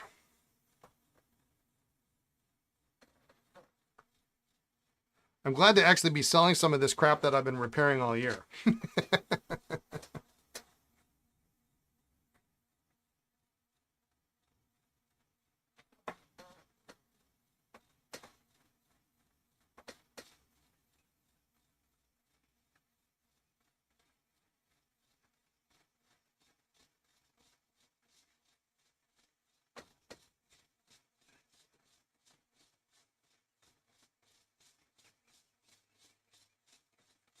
The seminar you didn't know existed nor even wanted to be at until just now. You've been considering learning how to resack vintage pens. Figure I'll need to know someday if I keep buying them. Yeah. So you are buying them. You're just not restoring them, or you're buying them restored.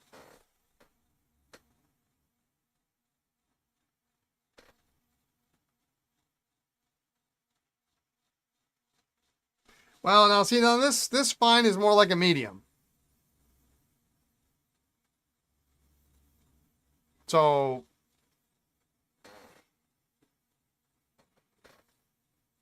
Hans, do you want me to put this in the medium? I can batch them together in extra fine and medium. And this paper is a little bit more absorbent. It looks good to you as a fine? Just keep it as a fine. Okay. It's nice. It just goes to show that just because what the nib number is doesn't always equate to what it really is. Now, of course, I'm dipping it too, so that might also.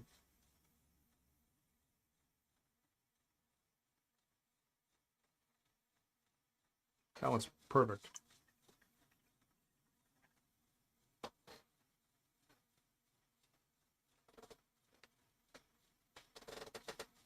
They're already restored.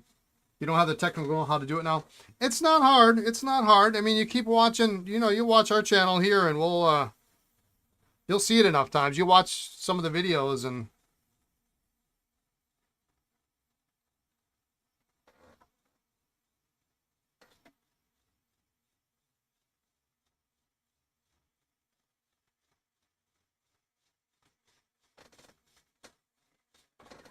I think most people that have even just a little bit of manual dexterity, I can do this. If you're ham-fisted and even if you are ham-fisted, and by ham-fisted I mean like you use a lot of force and power to do everything.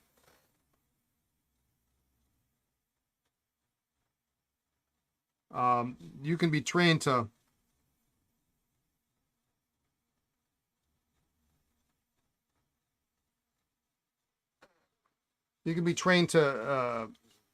back off a little bit.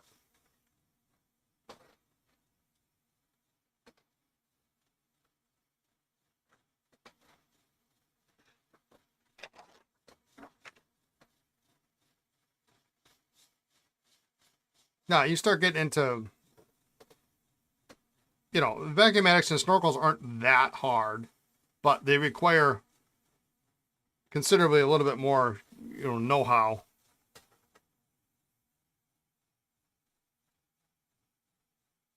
Whoa.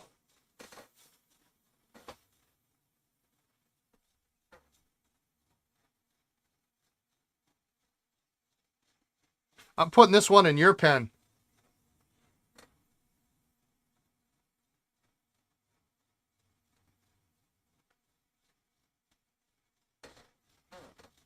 Or of course you're gonna get, yeah, it's yours. I'll put it in yours. Yeah, it's a 2668.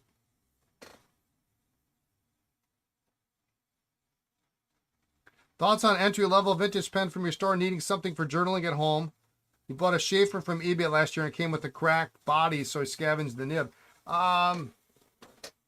You know, I'm a big fan of the Parker 45. I mean, you know, Esterbrook's are great. They really are.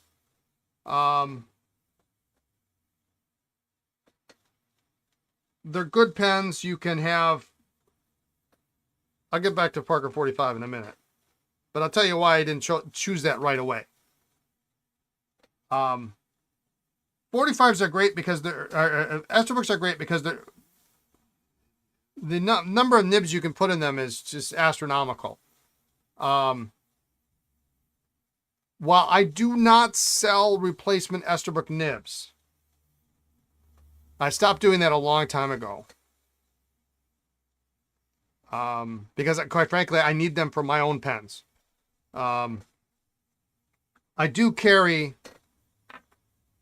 Osmoroid nibs, which have some really fun, and they're like almost all essentially calligraphy based. A lot of them italics, obliques. You know, I have music nibs, 2 and 3 tine, stubs, and they fit Esterbrook's.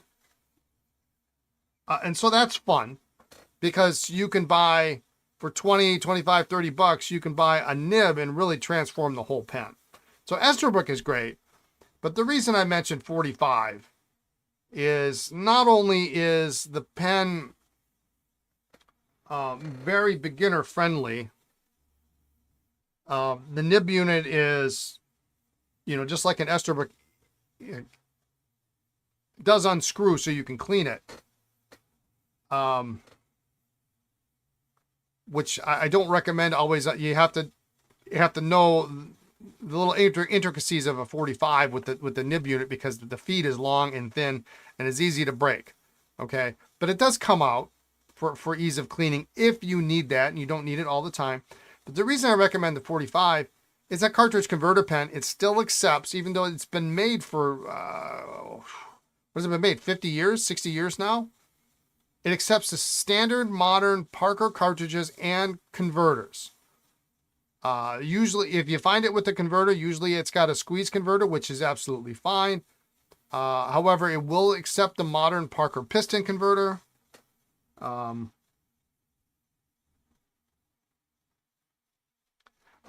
so it's a vintage pen, yet because it's a cartridge converter, you're not really limiting yourself to, unless you have the squeeze converter that has a latex sac in it. You don't have to limit yourself to the recommendation of, if it's a vintage pen, use Waterman ink, or Parker. Now, don't get me wrong, I love Waterman ink, and I'm okay with that restriction. 45 is a great entry point. Yeah, it is, Jason. It is. Nice looking pen. It's very professional looking. A metal cap. Sometimes with the two-tone, with the gold clip. And who doesn't love that arrow clip, right? Sometimes you can find them with gold nibs. Really great colors. Blighters. They made them. I mean, they made them in insignias. They made gold fill. I mean, they made all sorts of. Well, this one's nice too, Hans.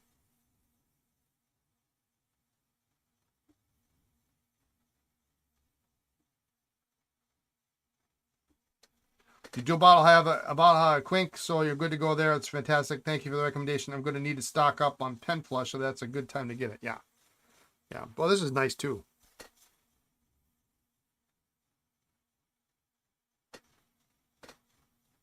Can I keep this nib? Everyone should have asked for a medium. Yeah. They're not all going to be like this, I hope. I mean, maybe they will be. Now remember, this paper, I'll send these along with you. But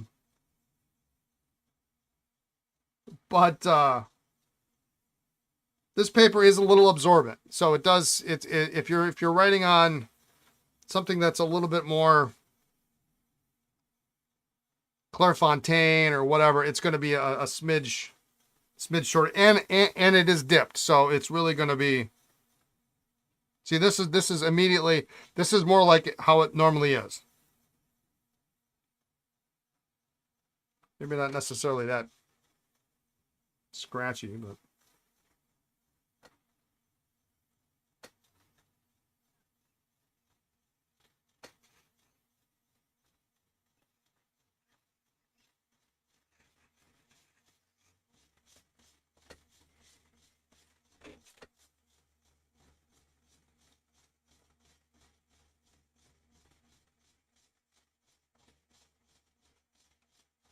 Yeah, this is more like a.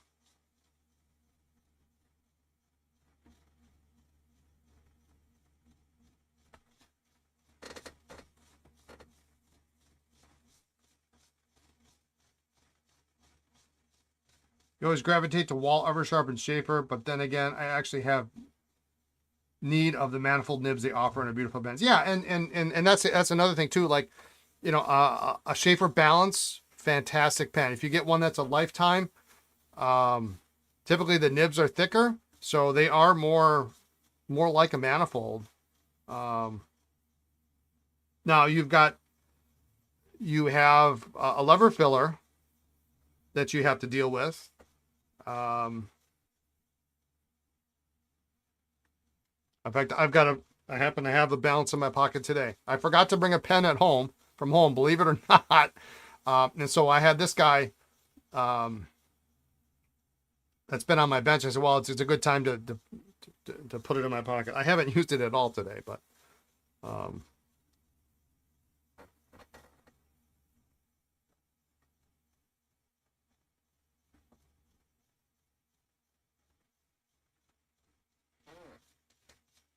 yeah, it's a good looking pen. I enjoy it. Broke your heart to scavenge a nib. It currently resides in an Asvine plunger style and is absolutely beautiful. Yeah.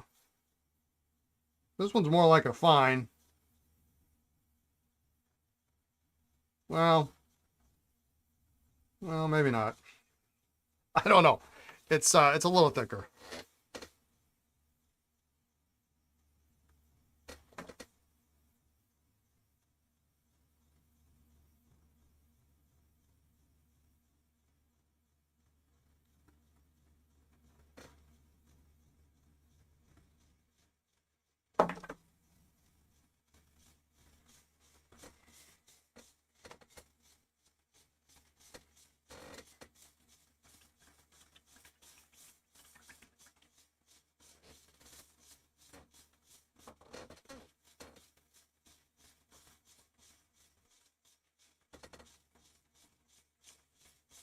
That wasn't actually. That was not. That was not a 2668.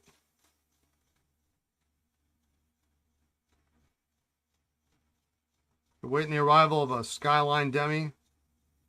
Burgundy. I hear practically giddy. Nice.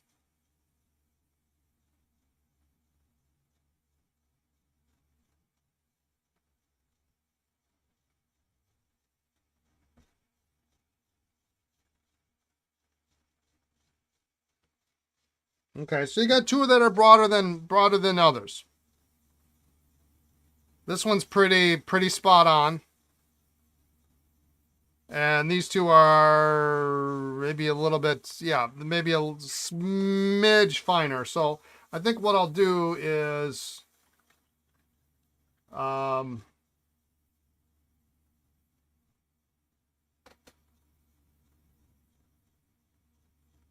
missing. Well, how did this not work out here? 5. Oh, I need another 2668. That's why I need another medium. Like, I have 13 pens and only 12 nibs. Well, I don't want to. I don't want to sell you something. Then all of a sudden you realize you need 3 nibs and 4 J bars, and they need to be good to go. You know.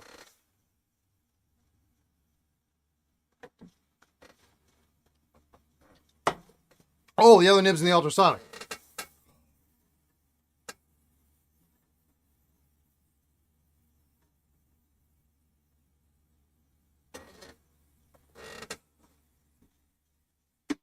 Oh, I was like, I thought for sure we picked one up. Yeah, I just want to, if it's okay with you, Hans, what I'll do is,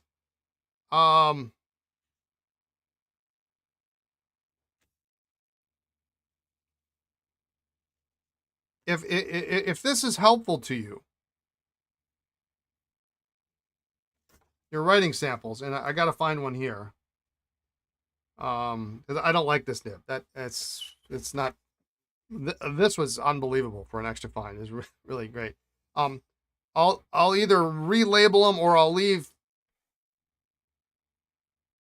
these on. These will peel off easy because it's just painter's tape. Or I'll put it on the package when I package them. If this is helpful to you, otherwise, leave those on. Okay. Yeah, I'll renumber this, but then at least you can, if somebody really doesn't want one that writes broad, then you get one of those.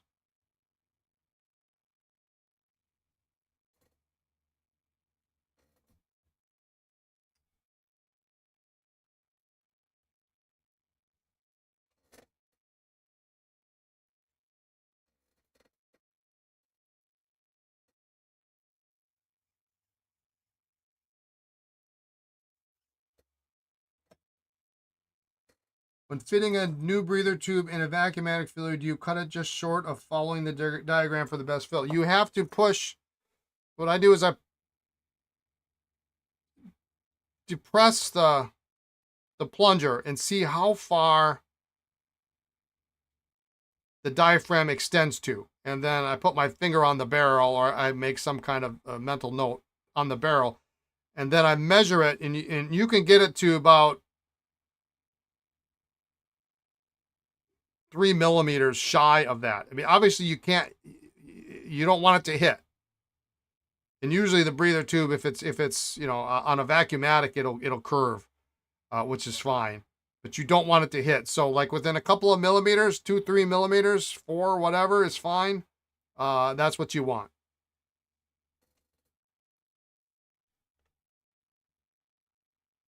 You'd love to be able to make everyone happy. I was just going to make the nibs random, but with a bit of extra work, everyone should have just what they like to use. Yeah, I think so.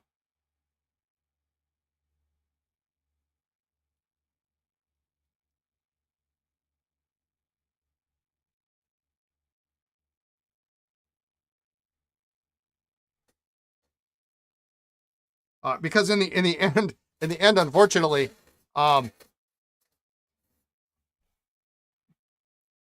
people are going to think they're paying $75 for a pen. Is what they're in the end. It's what's going to stick in their head. You took one apart today, and the breather tube was really short. Yeah, and I bet it doesn't fill very well either. It only fills up to the breather tube.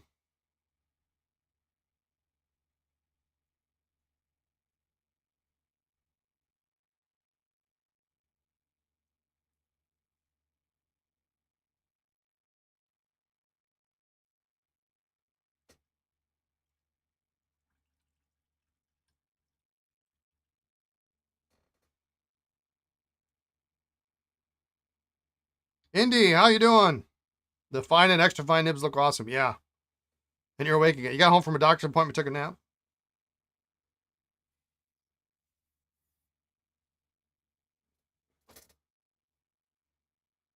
Yeah, that's my Friday, Saturday, and Sunday.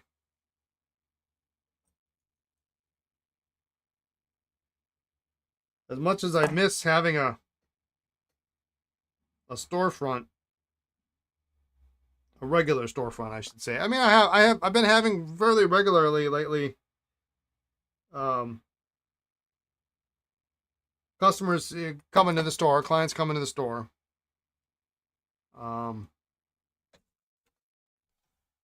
But, Fridays I go home at 3. Saturdays, if I play it right, I'm only here like an hour and a half.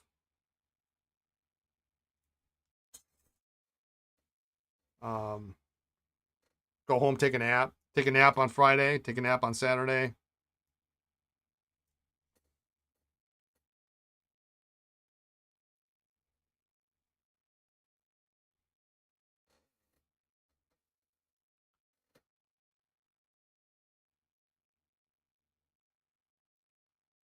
Thank you, and Lisa, for fast processing time. Ordered sometime late last night. I look forward to receiving the repair materials. Yeah, I mean, we try to do. We try to. I get pretty much everything out next day. So, um,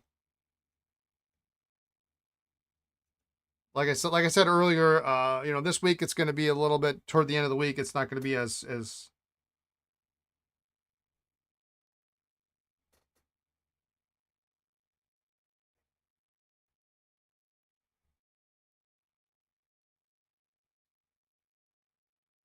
it's going to be a little bit delayed in some cases. But why is that not?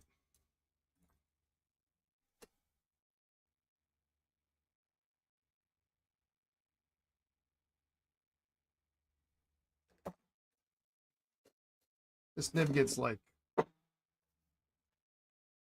15 seconds of work, and then we're finding a new one.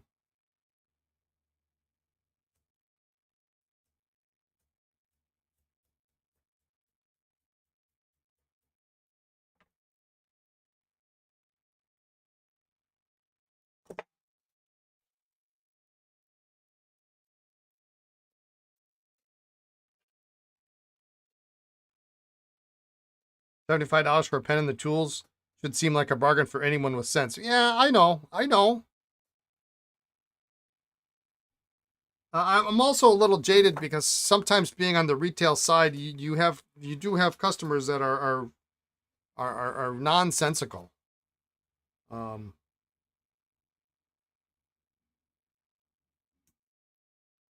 and they're hard to please.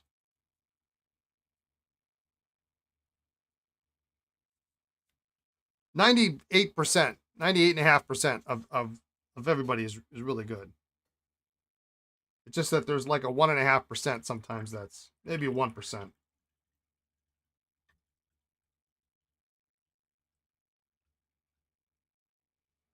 They're just, you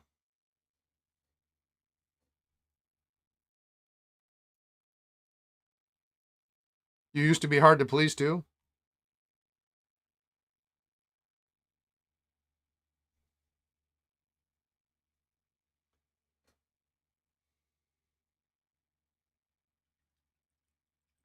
This nib's not bad. I just don't like it. I'll have time to fix it later, but I'm not. You're not getting this one. Those few that give problems give all the problems. Yeah, they do. They do. I have not had anybody give problems so thus far.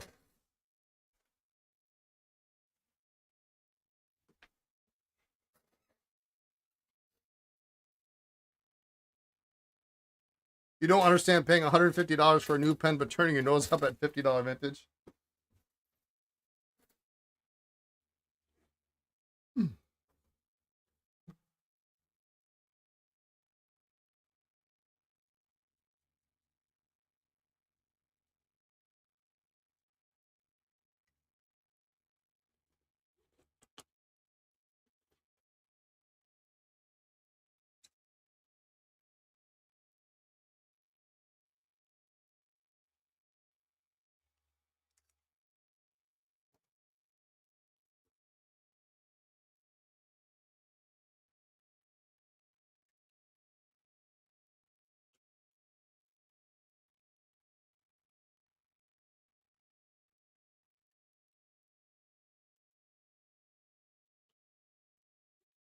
That red pen's got a good nib in it, but I'm hoping I get lucky and find one that's cleaner looking.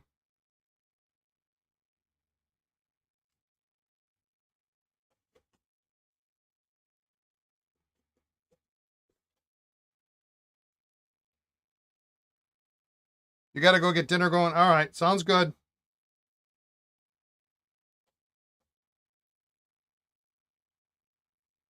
We'll chat later, I'm sure.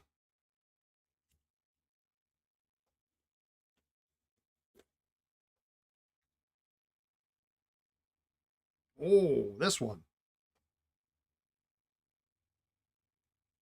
Definitely this one. That looks great.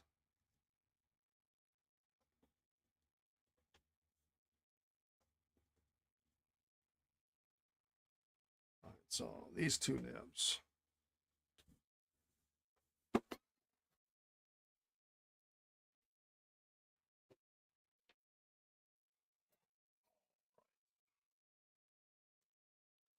My water's getting a little toasty, so I'm just going to.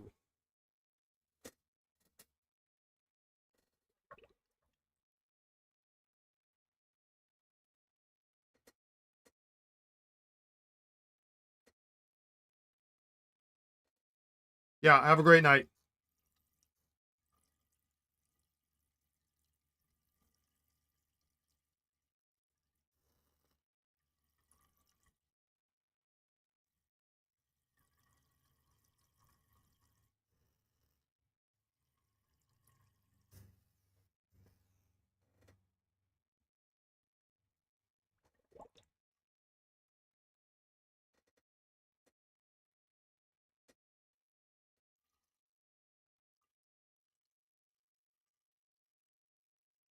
Oh, they blow through. This is another great thing. You know, get multiple bulb syringes and get one and cut it. Cut it to the depth of your Esterbrook nib, and you can just stick it in there, and then you can squeeze it out. And if you don't have to use excess force, you know that the feed channel is clean.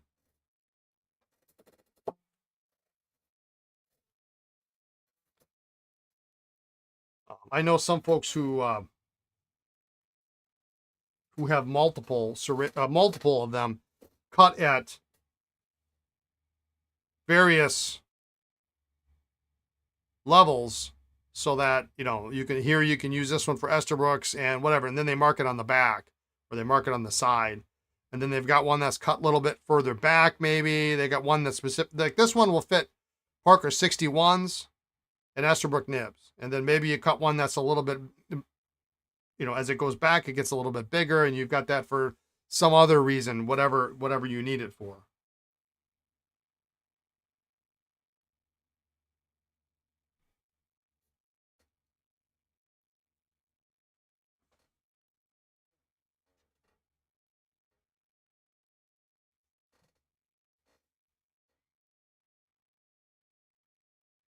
There we go.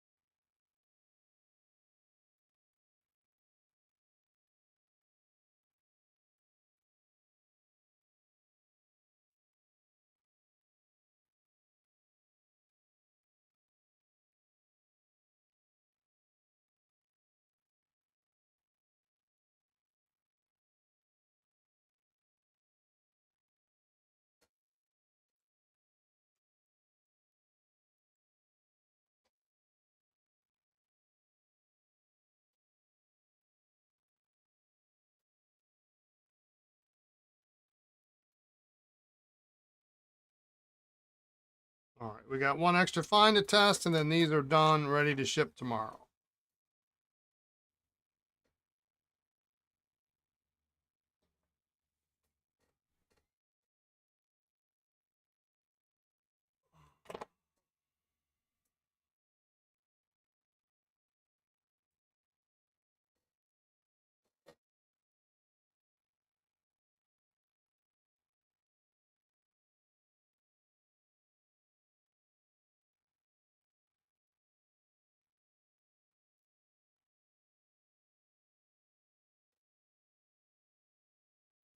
Yeah, that'll work.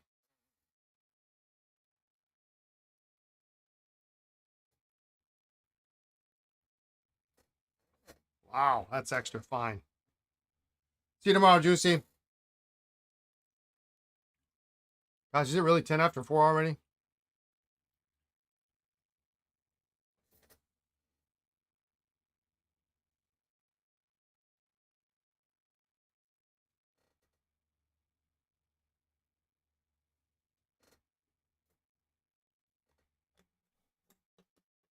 Well, I wanted to get these done, so they're going to get done. They've been sitting on my side table for a couple of weeks and waiting this for this project. So this is the bad 15.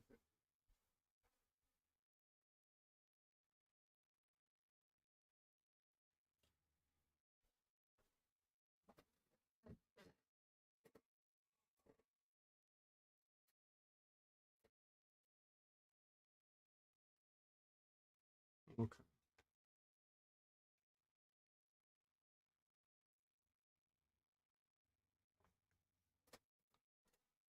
Last double check.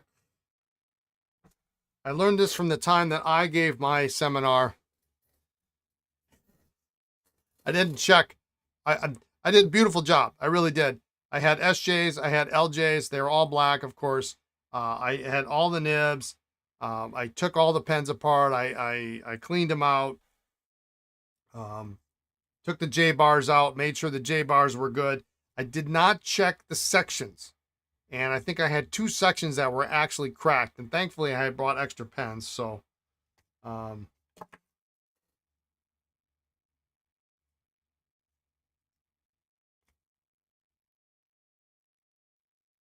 that worked out.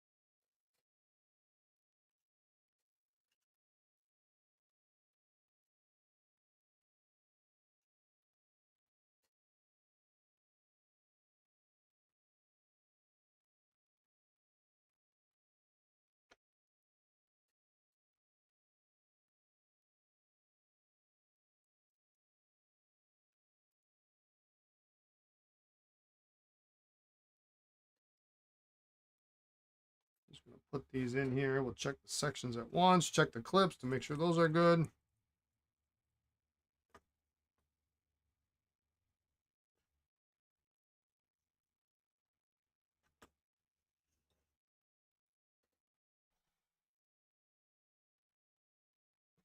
Because when you don't check them,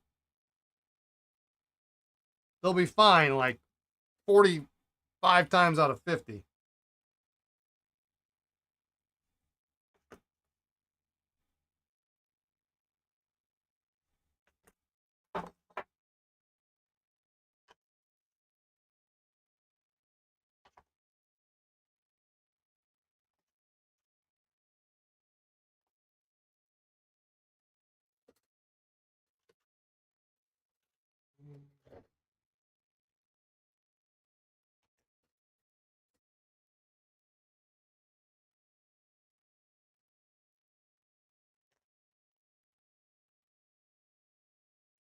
So reminding you that I probably should clean out your Waterman Karen. It's been inked for several months now, but it hasn't dried out and starts every time. Those are great pens. I love it. It's one of my favorites. Actually, I'm thinking about getting one for Christmas.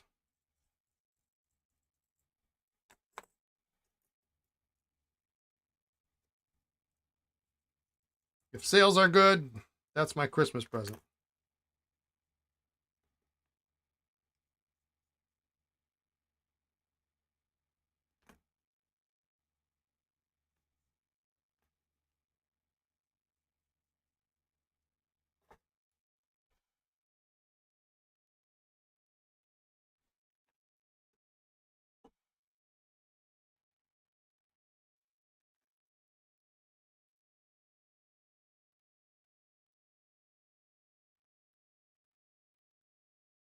Yep.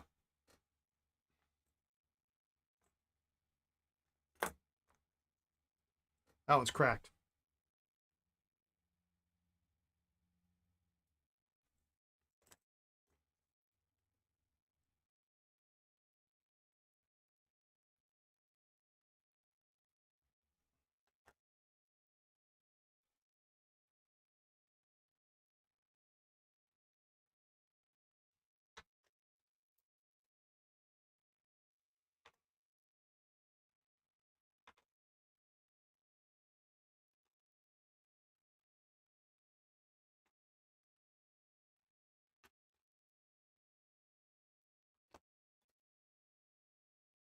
All right. So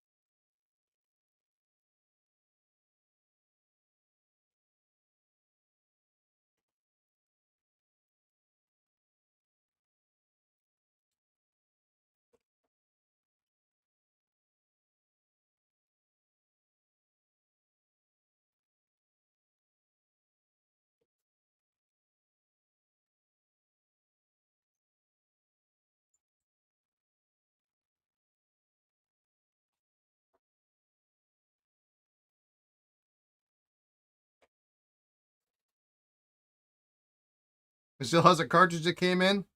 You just popped it in without cleaning. You must be a madman.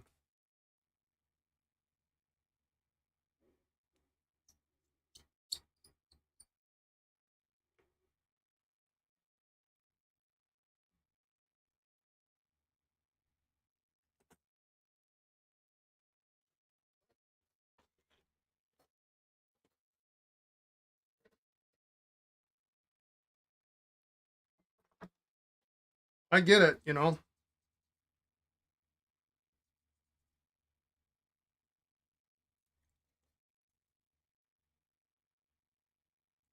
Sometimes we're just a little too busy.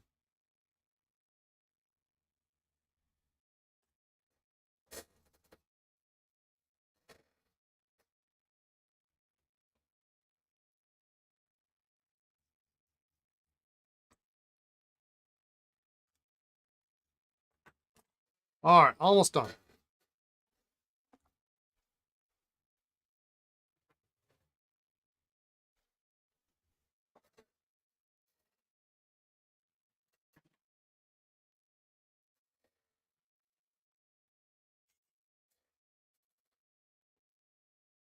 Is it possible to fix a cracked section, or do you always just replace them? Well, the problem is, uh, in this case, and for Esterbrook in general, most of the sections are hard rubber, and hard rubber is like you can't fix a crack in hard rubber. So that's the big problem. If it's plastic, then that's a little different story. You could, try to weld it. Just going to give these all a little bit of a spin in case there's any water left in the ink left in the feed. Those pens are all looking nice and velvety. Yeah, and they haven't even been polished yet. They'll be real nice when they're restored. And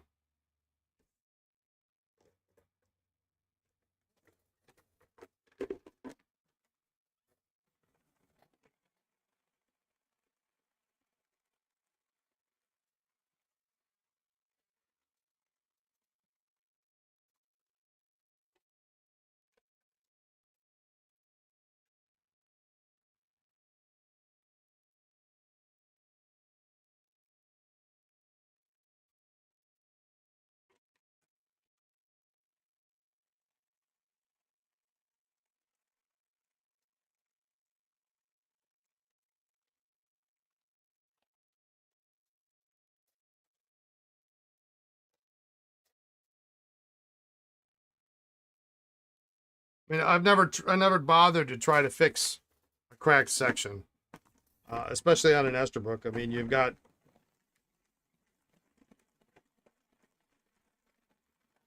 I have parts pens that I can, bad caps, bad barrels. They got a good section. I just steal it from it. I mean, maybe you could do, the problem is, especially with Esterbrook, is you've got threads on the inside. So if you're going to try something, if you're going to try epoxy or some other sealant, it's not going to last. And it's going to crack. But you've got threads that you absolutely have to make sure are still viable after you put whatever sealant you're going to put it. Now, if it's a friction fit section, maybe that's a little different. At the Pelican Hub, there was a pen that was 3D printed, and you wouldn't have guessed it from how it felt. Yeah, I mean, 3D printing's getting a whole lot better, isn't it? Is this just a salad spinner with zip ties? That is correct, sir. Sir, ma'am. Yeah, so we've got a turkey baster here. And over here, I've got a little small, this is like a smaller pipette. That is designed for vanishing point nib units, or I use it for clips, caps.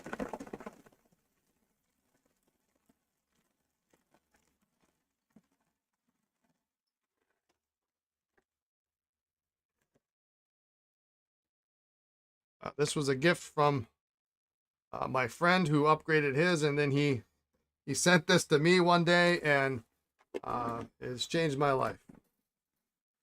Which sounds dramatic, but considering that I used to flick pens into a garbage can to get all the water out of them,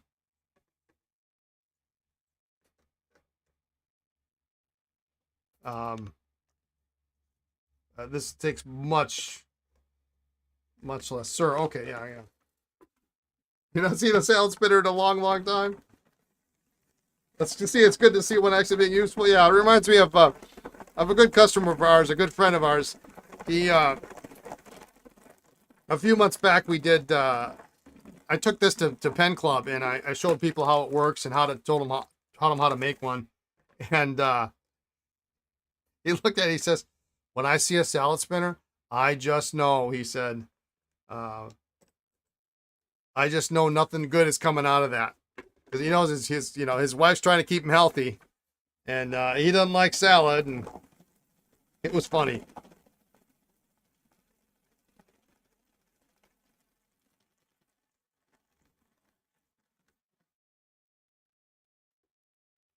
You don't mind pens?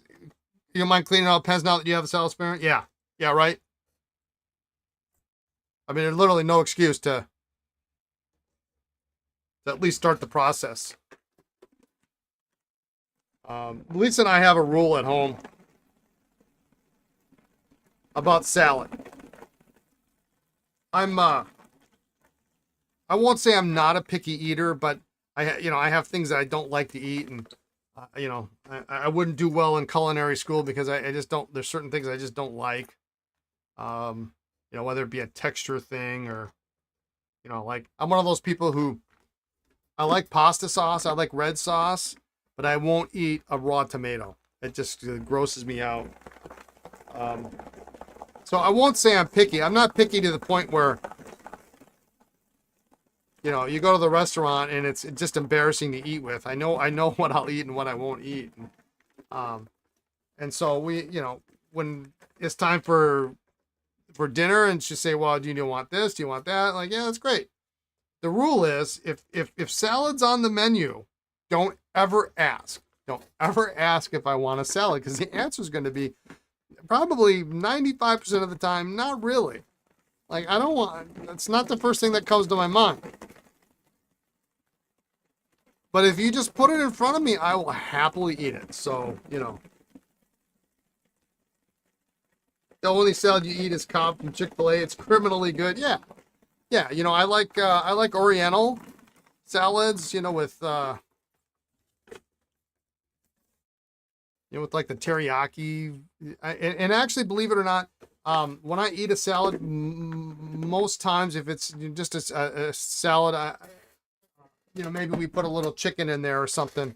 Um, I don't have dressing on it because if I'm going to eat a salad, it's because it's healthy, and I'm not going to ruin that by slobbering on a whole bunch of dressing. So, all right, last little bit I have to do here is because I didn't mark these the right way. I'm going to mark them.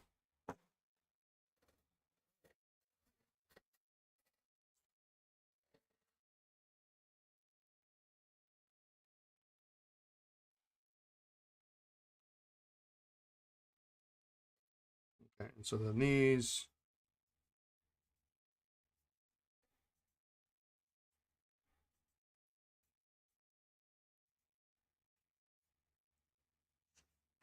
Five.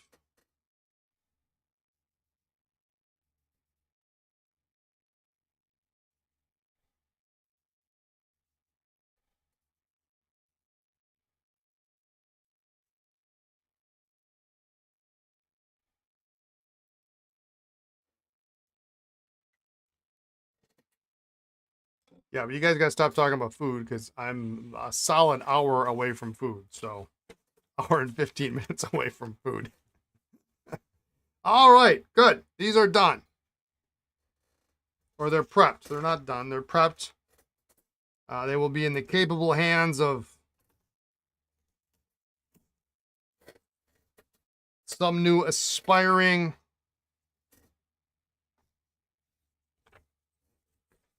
pen repair folks. 427. All right, I got a little bit of time here. We can start disassembling these new pens that came in today. And then tomorrow we're gonna look at. I've got a couple pens that we can test, and then they'll be done.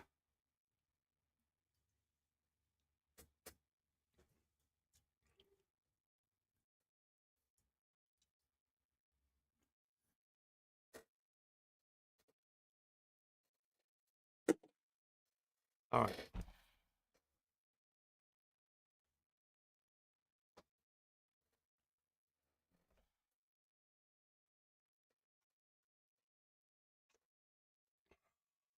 All right. So I gotta try to find a jewel for this guy.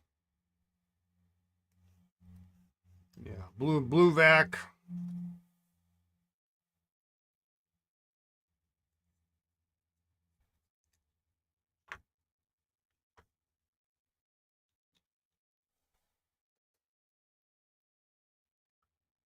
We got a green vac with the loose clip.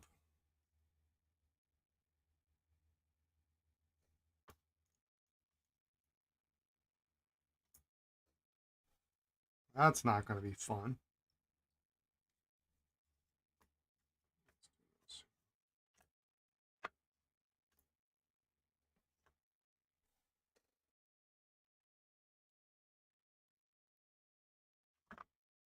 And then an not Osmo, Inkograph.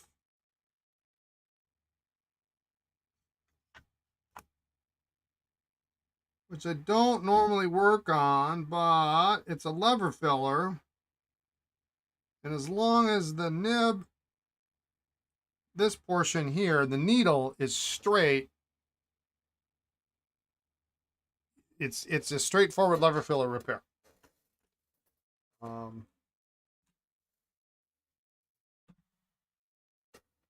Yeah, these are late 40s vacs. Yeah.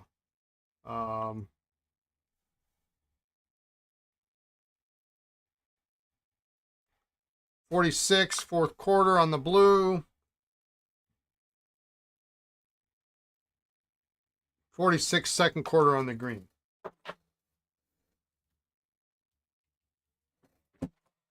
Now the pliers marks on the section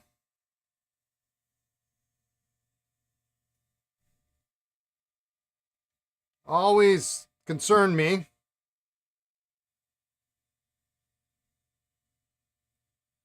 So we'll see. We'll see how that pans out.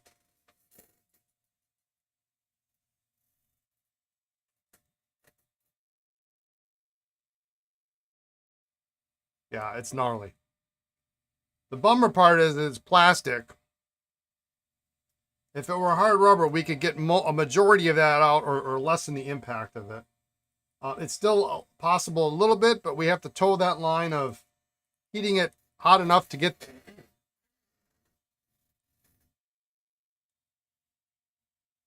those out, and heating it too much where it causes a problem.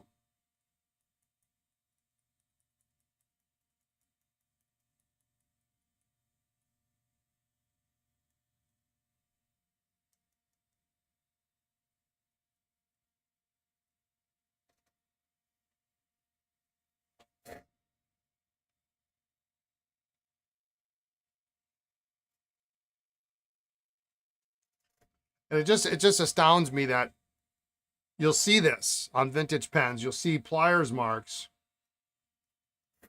and all that was really necessary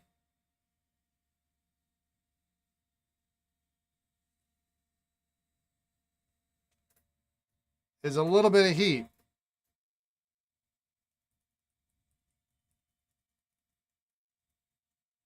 And maybe a little bit of soaking.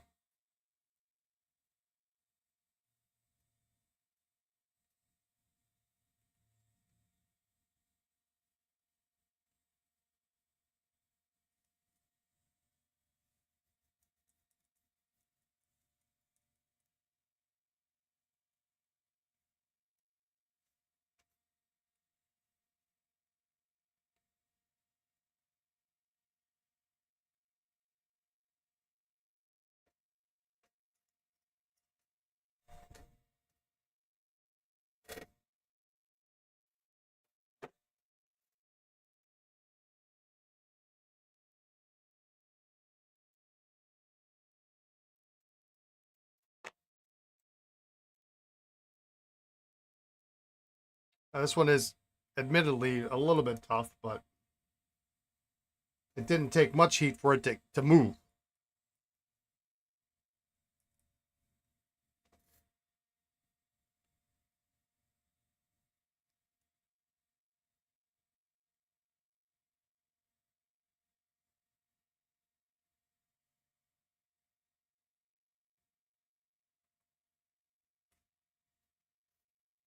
And there it is.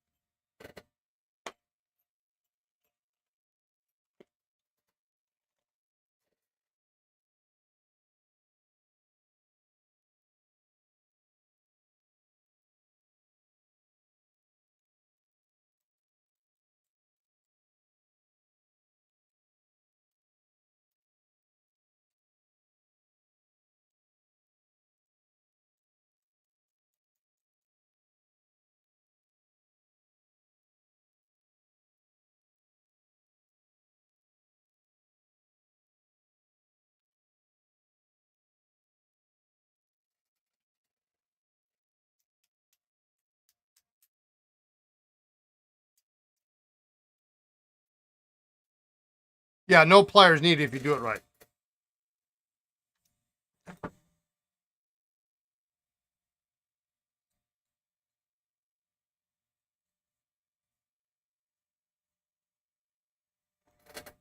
In fact, you rarely see me use pliers.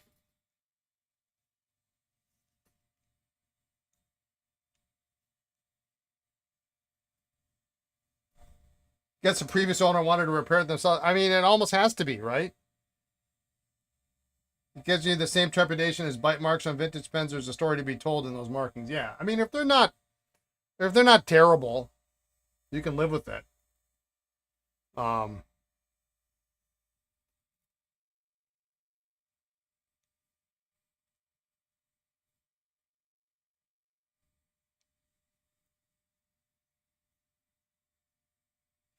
I have very few situations where I have to use pliers. And probably, we're probably close to 1,000 pens restored this year on the stream. Give or take.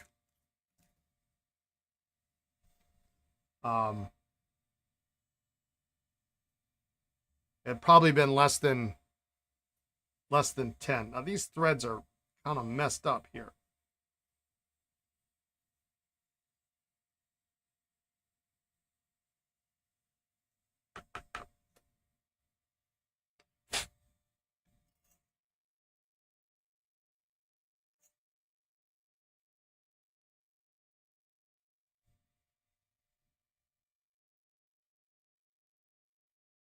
Probably most often use case. Vacumatic debutantes with the really, really, really small section that you really can't get your fingers around.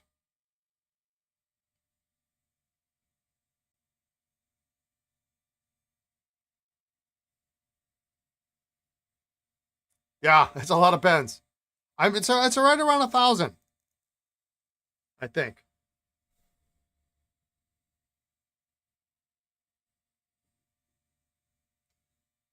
We had close to, including a number of consignment, we had close to over 700 when we launched in August. There we go.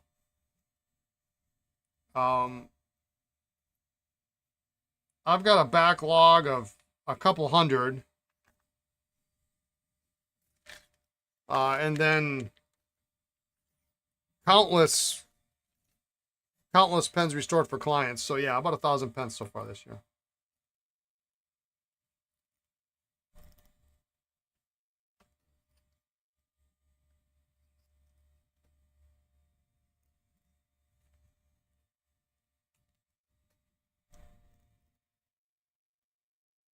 All right, and remember, leave that on. Don't rip that off.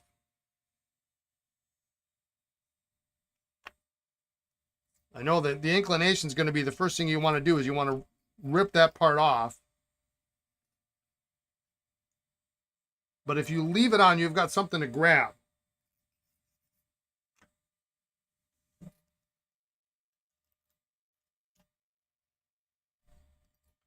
And it's going to make getting that pellet cup out much easier.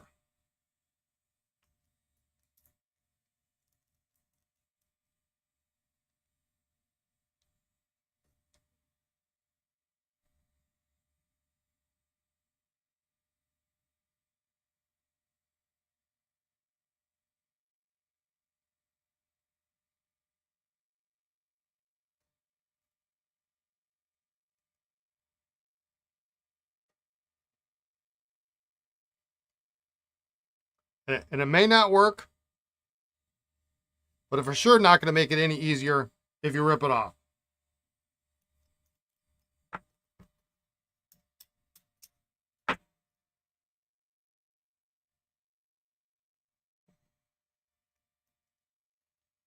Back to the, oh, you're still there. 2550 replacement nib looks great. Yeah. They'll go out tomorrow. We'll be in touch. I think my collet here is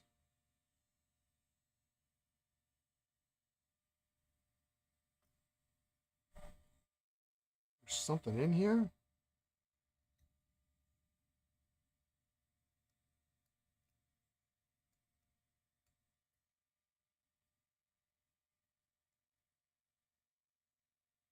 I might get another collet here.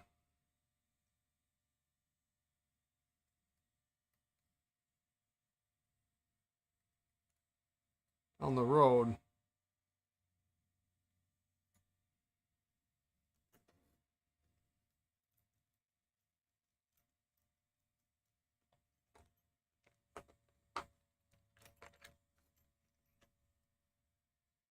Add that to my list of people to call. I know Scott's kind of been AWOL. So I hope he's doing okay.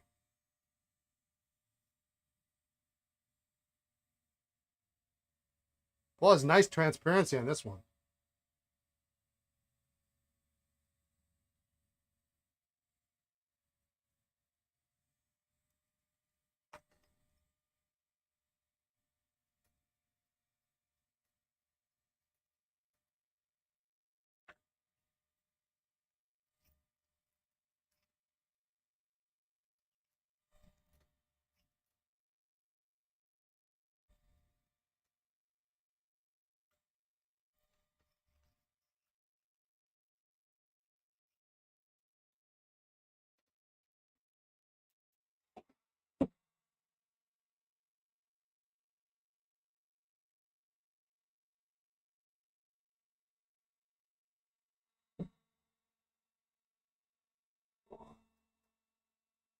Drop those in the ultrasonic.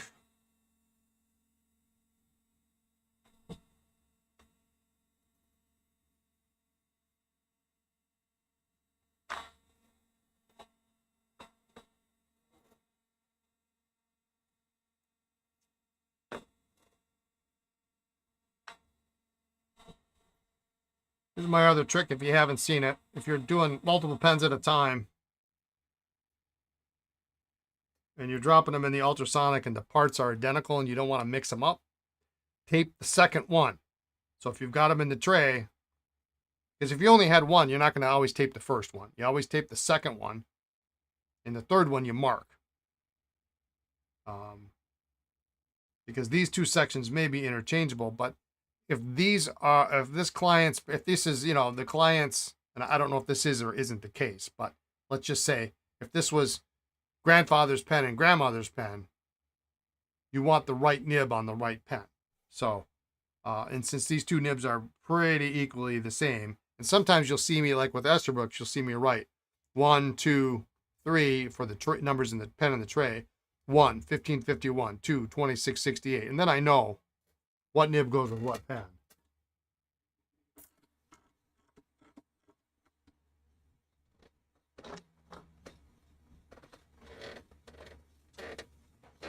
But get yourself a roll of. This is just old. Believe it or not, this is green tape, so this stuff doesn't stick as nice as the blue stuff. But you don't need it to stick. It'll stick fine in the water, especially if you. I didn't rip off long enough to wrap over itself. But this is, what is this? Painter's Mate Green. I've had this forever. SureTech brands. You know, what is that? About an inch maybe.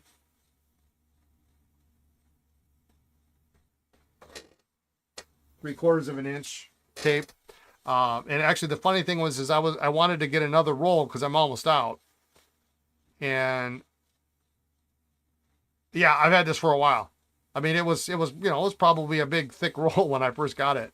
I couldn't buy this in anything less than, like, you know, 4 packs or something. I'm like, I don't want 4 rolls of it. I want one. So eventually I'll get some more. I'll have to get more soon. But yeah, I like the green stuff.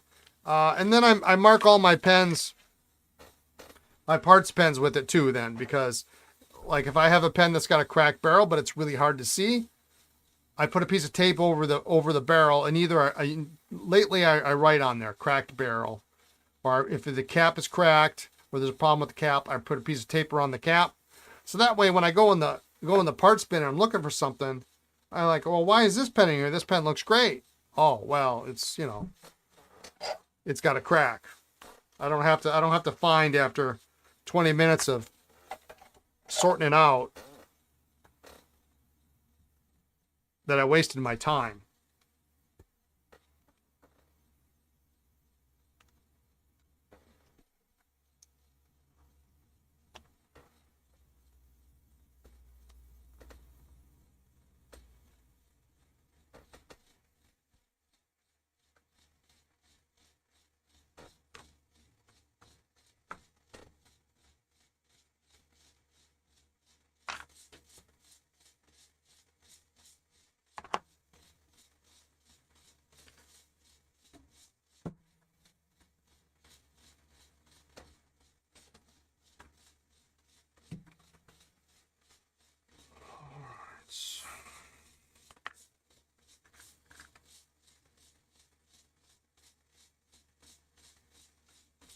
So it is actually good to go through these now, because if I need parts, then I can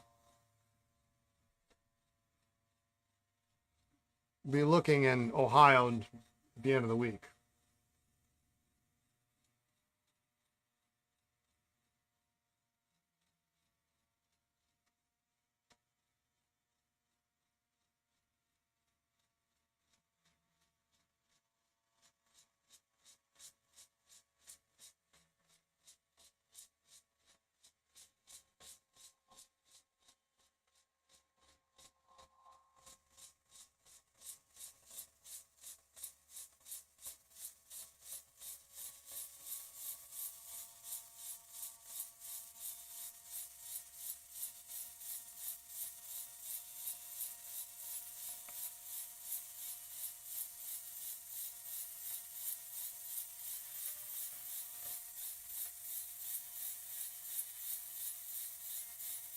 Well, it came out. It's not the way I want it to come out, but it came out.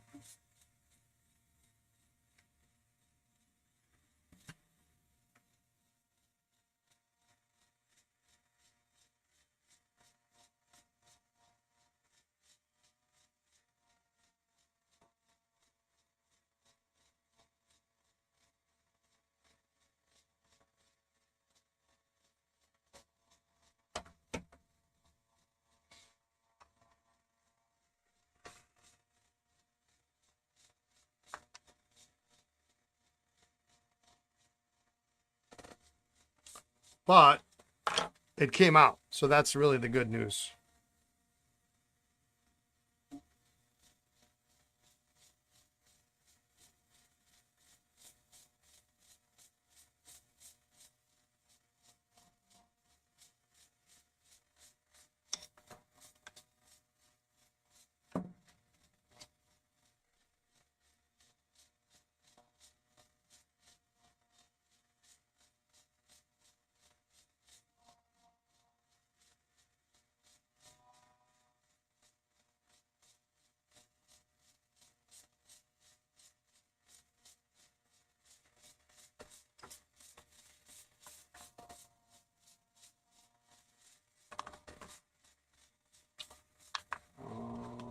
Let's clean this up and get this in the ultrasonic. I got just a couple of minutes here. We can at least try to get.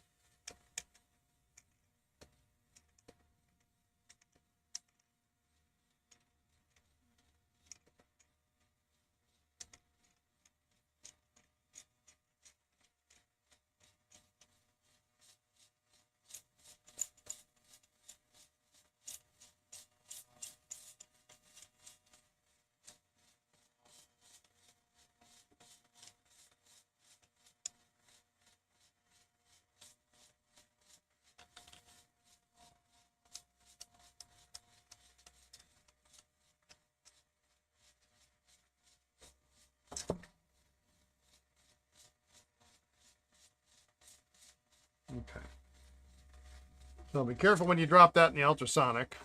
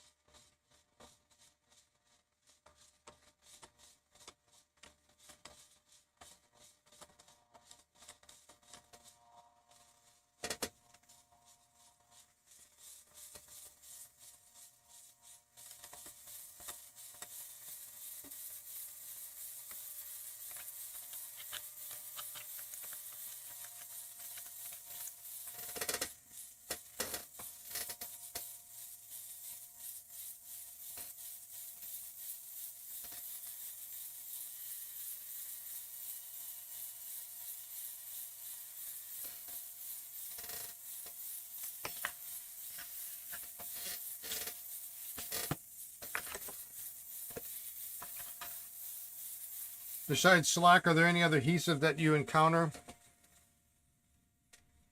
Yeah, I mean, people use all sorts of adhesives to try to fix pens. Um,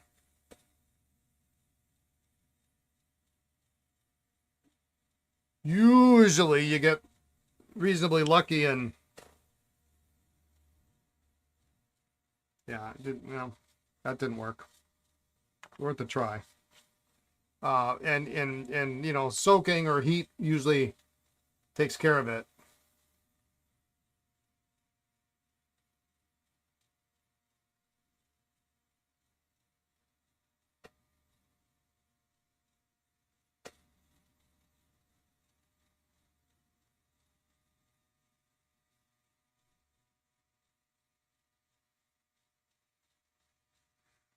Well, we tried.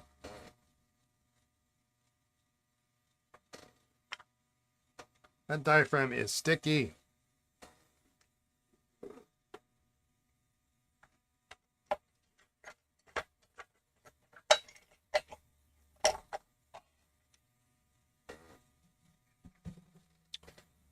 Oh.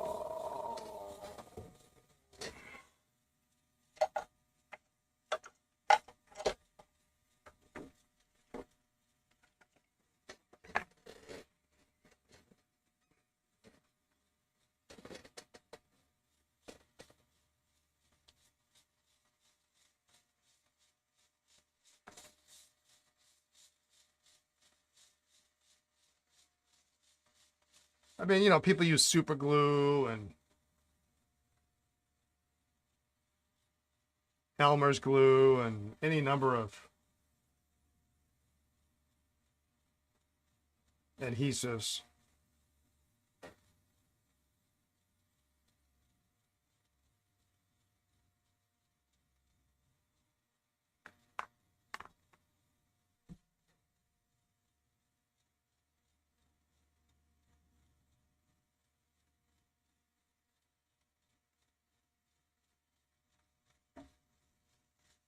Today, immediately following the stream, we are going to go out and buy a lottery ticket.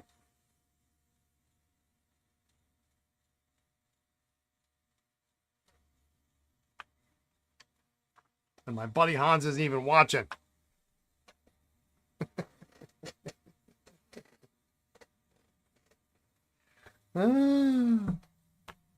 Holy moly.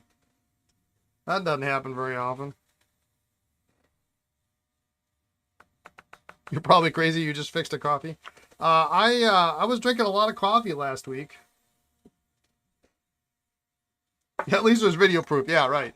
And I decided we actually got the coffee pot ready for today, but you know, now that the heat is fixed in here,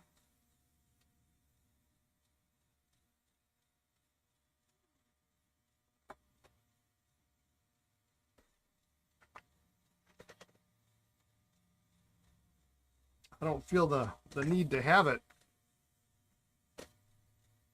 Is the lottery up high again? I don't know. I mean, when those things come up that easy,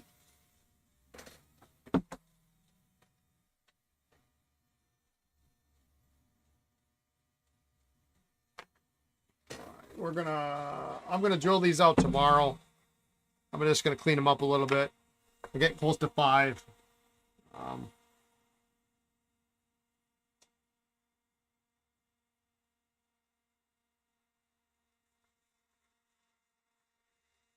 So I got a lot of stuff I got to get done at the house and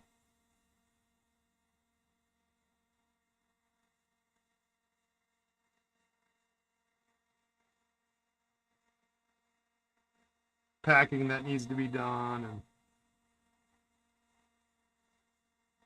I promised Lisa I'd vacuum and, you know, do all that fun stuff before I left. So it's 358 million. Oh my Lord. That would solve a lot of problems.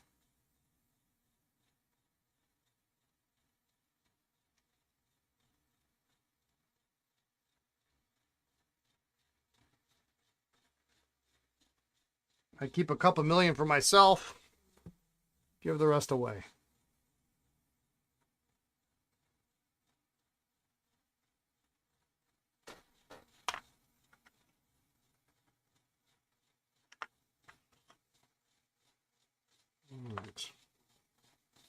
not going to bother to clean those threads yet. We'll do that after we get the pellets out.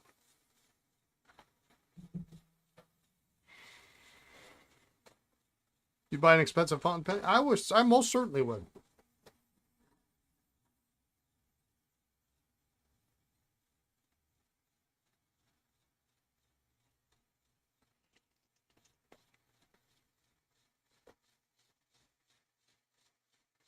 All right, that's going to need to soak again tomorrow. I don't want it to sit in the...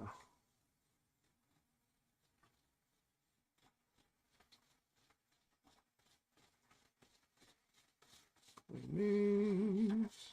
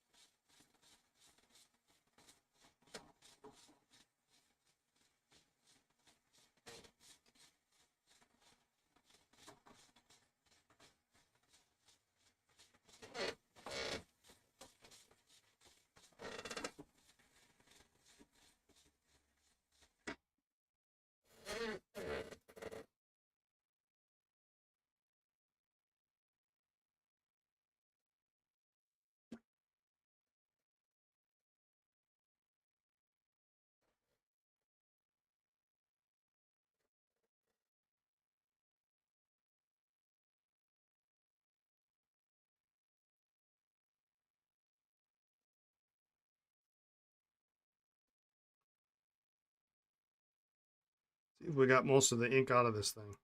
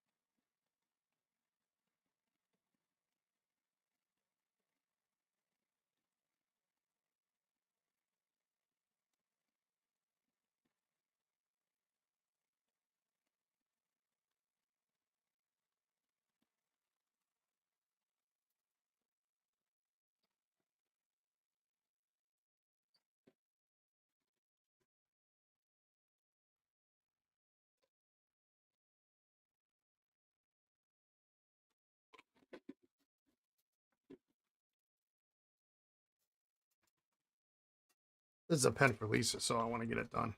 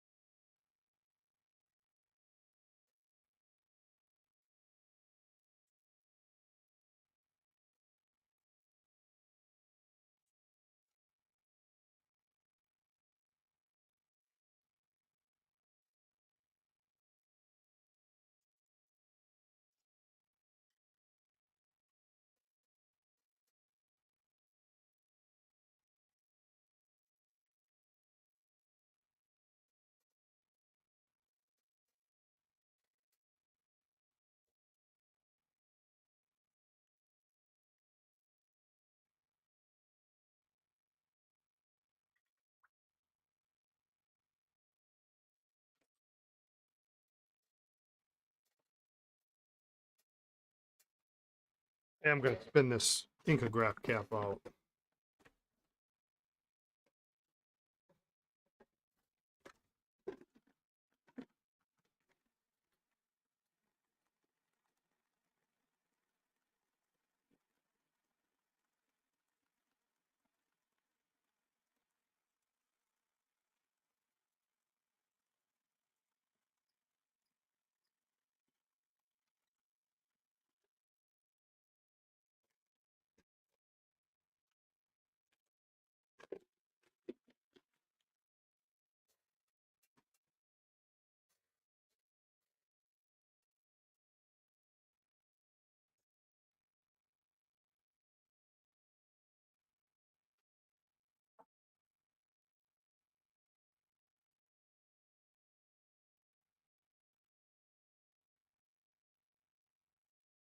These will be easier to look at. We'll see tomorrow after the water has evaporated.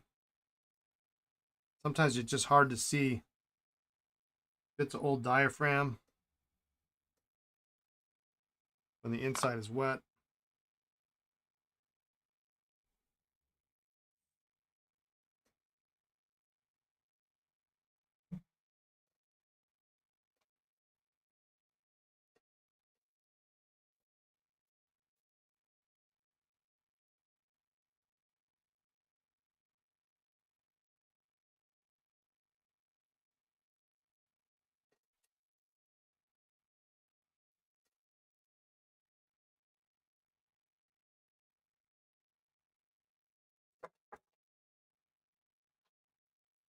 All right.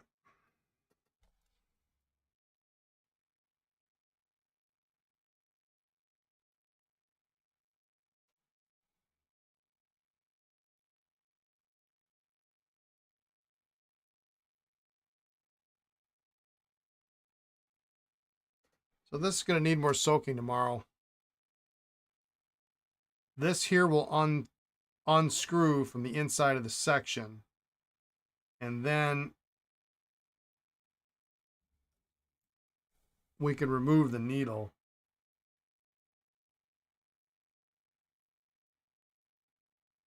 Which I don't hear moving.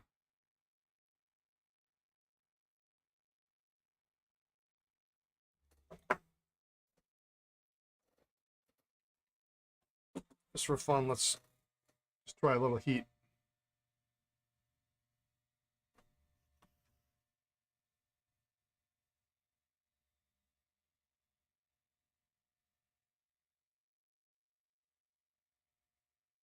I might just put it in the water overnight, let it soak. It doesn't come out.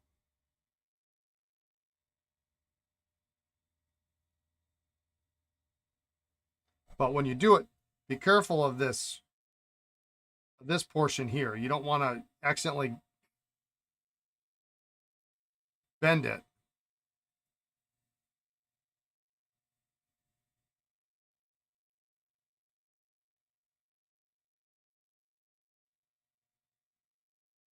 Because everything relies on everything being perfectly straight for that needle to drop down in position.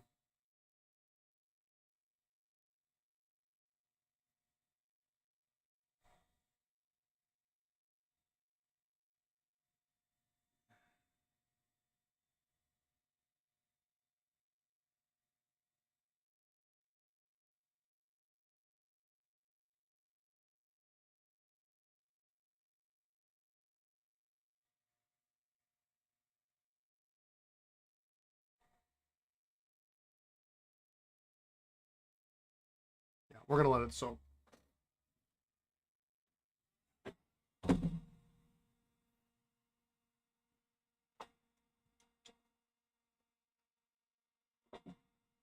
All right, so tomorrow we should be able to get this apart, hopefully. We'll drill out these units, double check that there's no remnant of diaphragm still in the barrels. We can polish up this cap, clean up those threads, and then reassemble. And then I need to look for a jewel for this guy, so we can reassemble that. We can at least reassemble the cap and the screw.